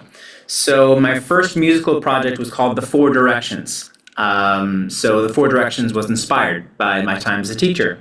And so that included 4 EPs: All Roads East, Way Out West, Deep South, True North. People loved it, great concept. I had a great time kind of giving myself that challenge and completing an EP every year. After Four Directions was over, I didn't really know where to go. People were saying, do southeast, east, west, northwest. I was like, I think we're good with the directions. So the next project is now Three Worlds. And Three Worlds has 3 albums in it, just like Four Directions had 4 albums in it. So we've got Present Journey that's out, just like you said. We've got Past Lives that came out last year. That's the whammy winner. And Future Myths is coming down the road. Okay, so Future Myths, which I imagine next year. Yes, exactly. Yeah, so every couple of years. So Past Lives, the second installment here of this Three Worlds project. How did looking back, how is that different than the first one, including the themes from Present Journey? Yeah, Present Journey is like living in the now, big sound, happy times, windows down, just blaring, being alive, being free, being here and present. Past Lives is about my mom's side of the family from Oxford, Mississippi, and my dad's side of the family from Chicago, Illinois. And they both found actual cassette tape interviews of them interviewing my ancestors. So my Bubby Sarah from my dad's side, my Uncle Ben, who's a cotton mill worker from my mom's side. And I listened to these cassette tapes and I was just blown away. It was really impactful to me. So Past Lives weaves those audio bites into the songs themselves. So you can hear my Bubby Sarah speak, my Uncle Ben, Aunt Evelyn, Jessie May. Their voices are literally in the project. So it's pretty cool.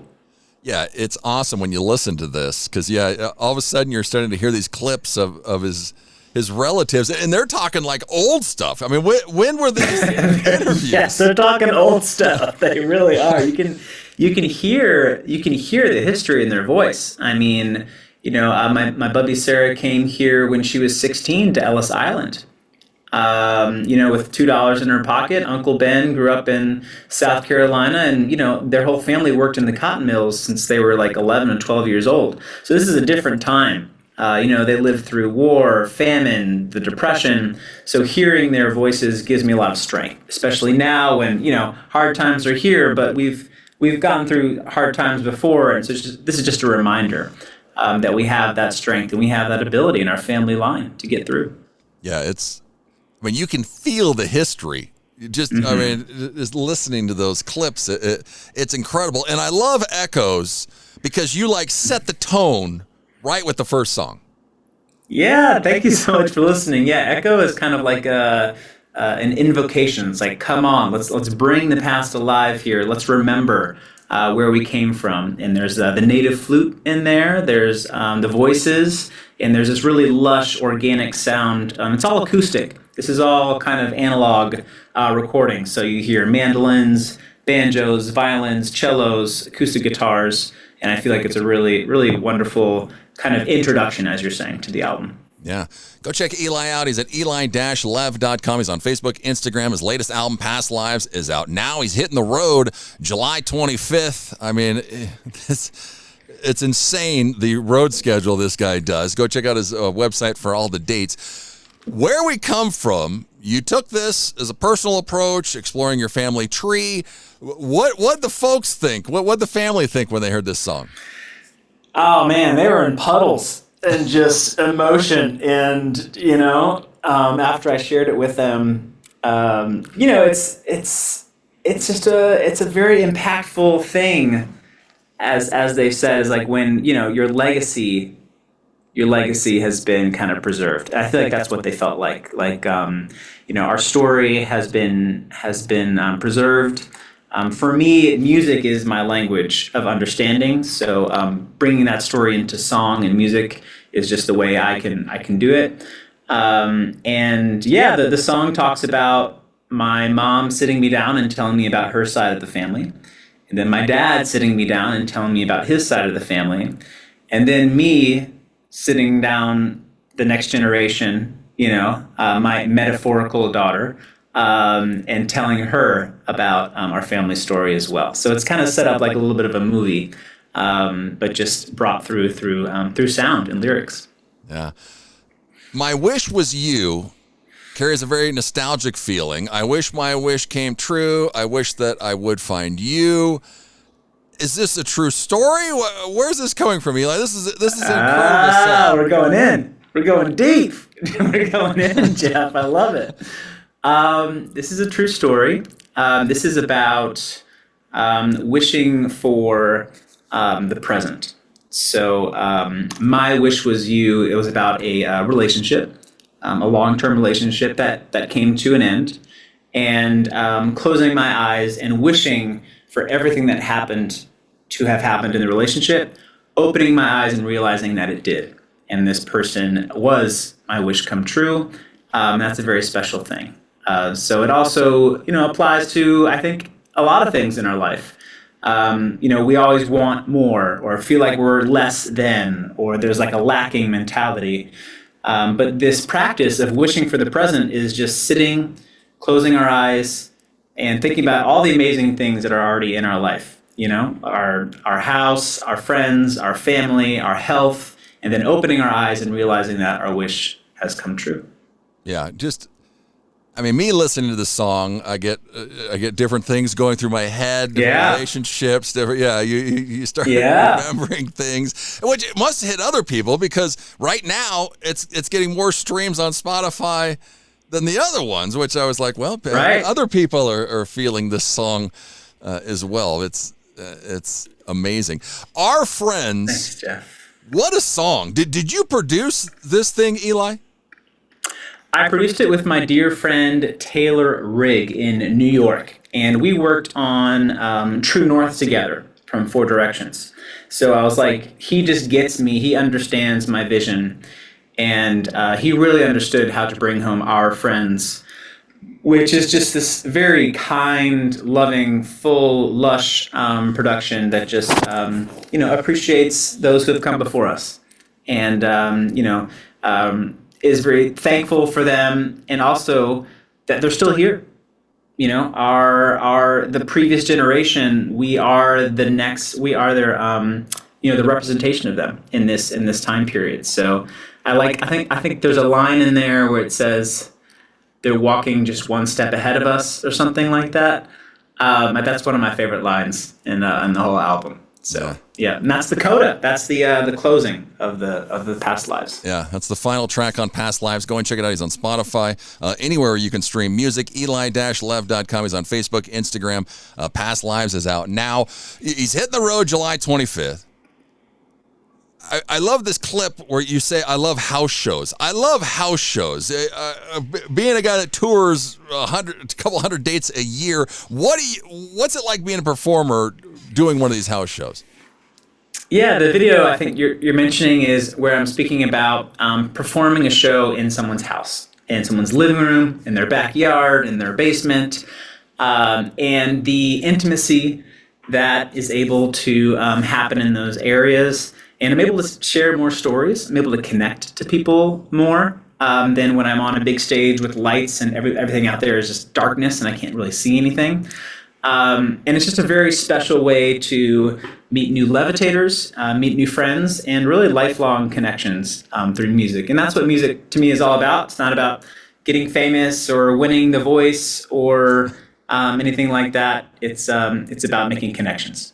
Yeah, and house shows, I don't know if it's the intimacy, it's the crowd eating it up. It's just, it's special for everybody. I love going to house shows. We have some around here sometimes. And oh, you do? Yeah. Oh, wonderful. Okay, so you've been and you enjoy them? Oh yeah, I love them. It's great. And just like you said, you get to hear a little bit more of the stories behind the music, and it's just more relaxed. It's everything. But we don't want to let Eli go before we got to give him a quick plug. We wanted to talk about past lives and the tour coming up, but I'm Here For You. You just dropped a brand new song yesterday, Eli.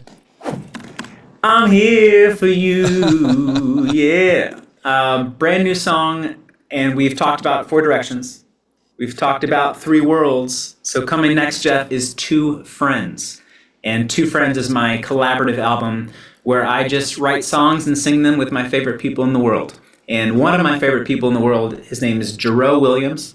He's a gospel soul singer from D.C., and we collaborated on this song that makes it folk, pop, gospel, and this full choir that just sings me to the moon and back, I think. So that just came out a couple days ago. Yeah, it's incredible. The choir part is insane. It's a great song. I'm Here For You. Go and check out Eli. You can stream that also on Spotify. Luke Justin Roberts, have you talked to LJR recently?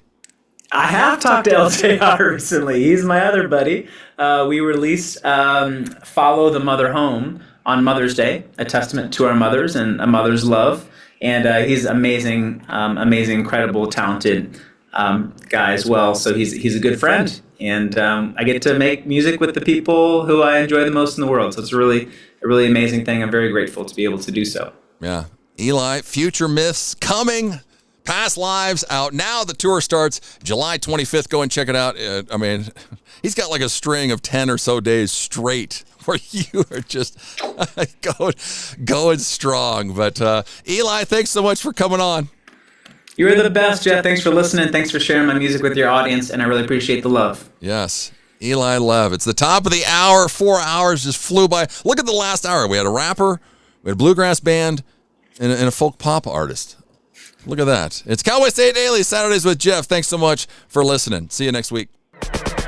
It's time to take a look at what's happening around Wyoming from the Cowboy State Daily News Center. I'm Reese Cowan, in for Mac Watson. A wall of water surged through East Thermopolis late Wednesday, stranding people and breaking a gas main after 4.5 inches of rain fell in an hour near the town. Cowboy State Daily's Jackie Dorothy reports that one resident said he heard a roaring coming in his direction. It was a really intense 2 hours Wednesday night. It was clear skies when at 10 o'clock, a flash flood hit. Steve Nally was at home when he heard this roar. He called 911.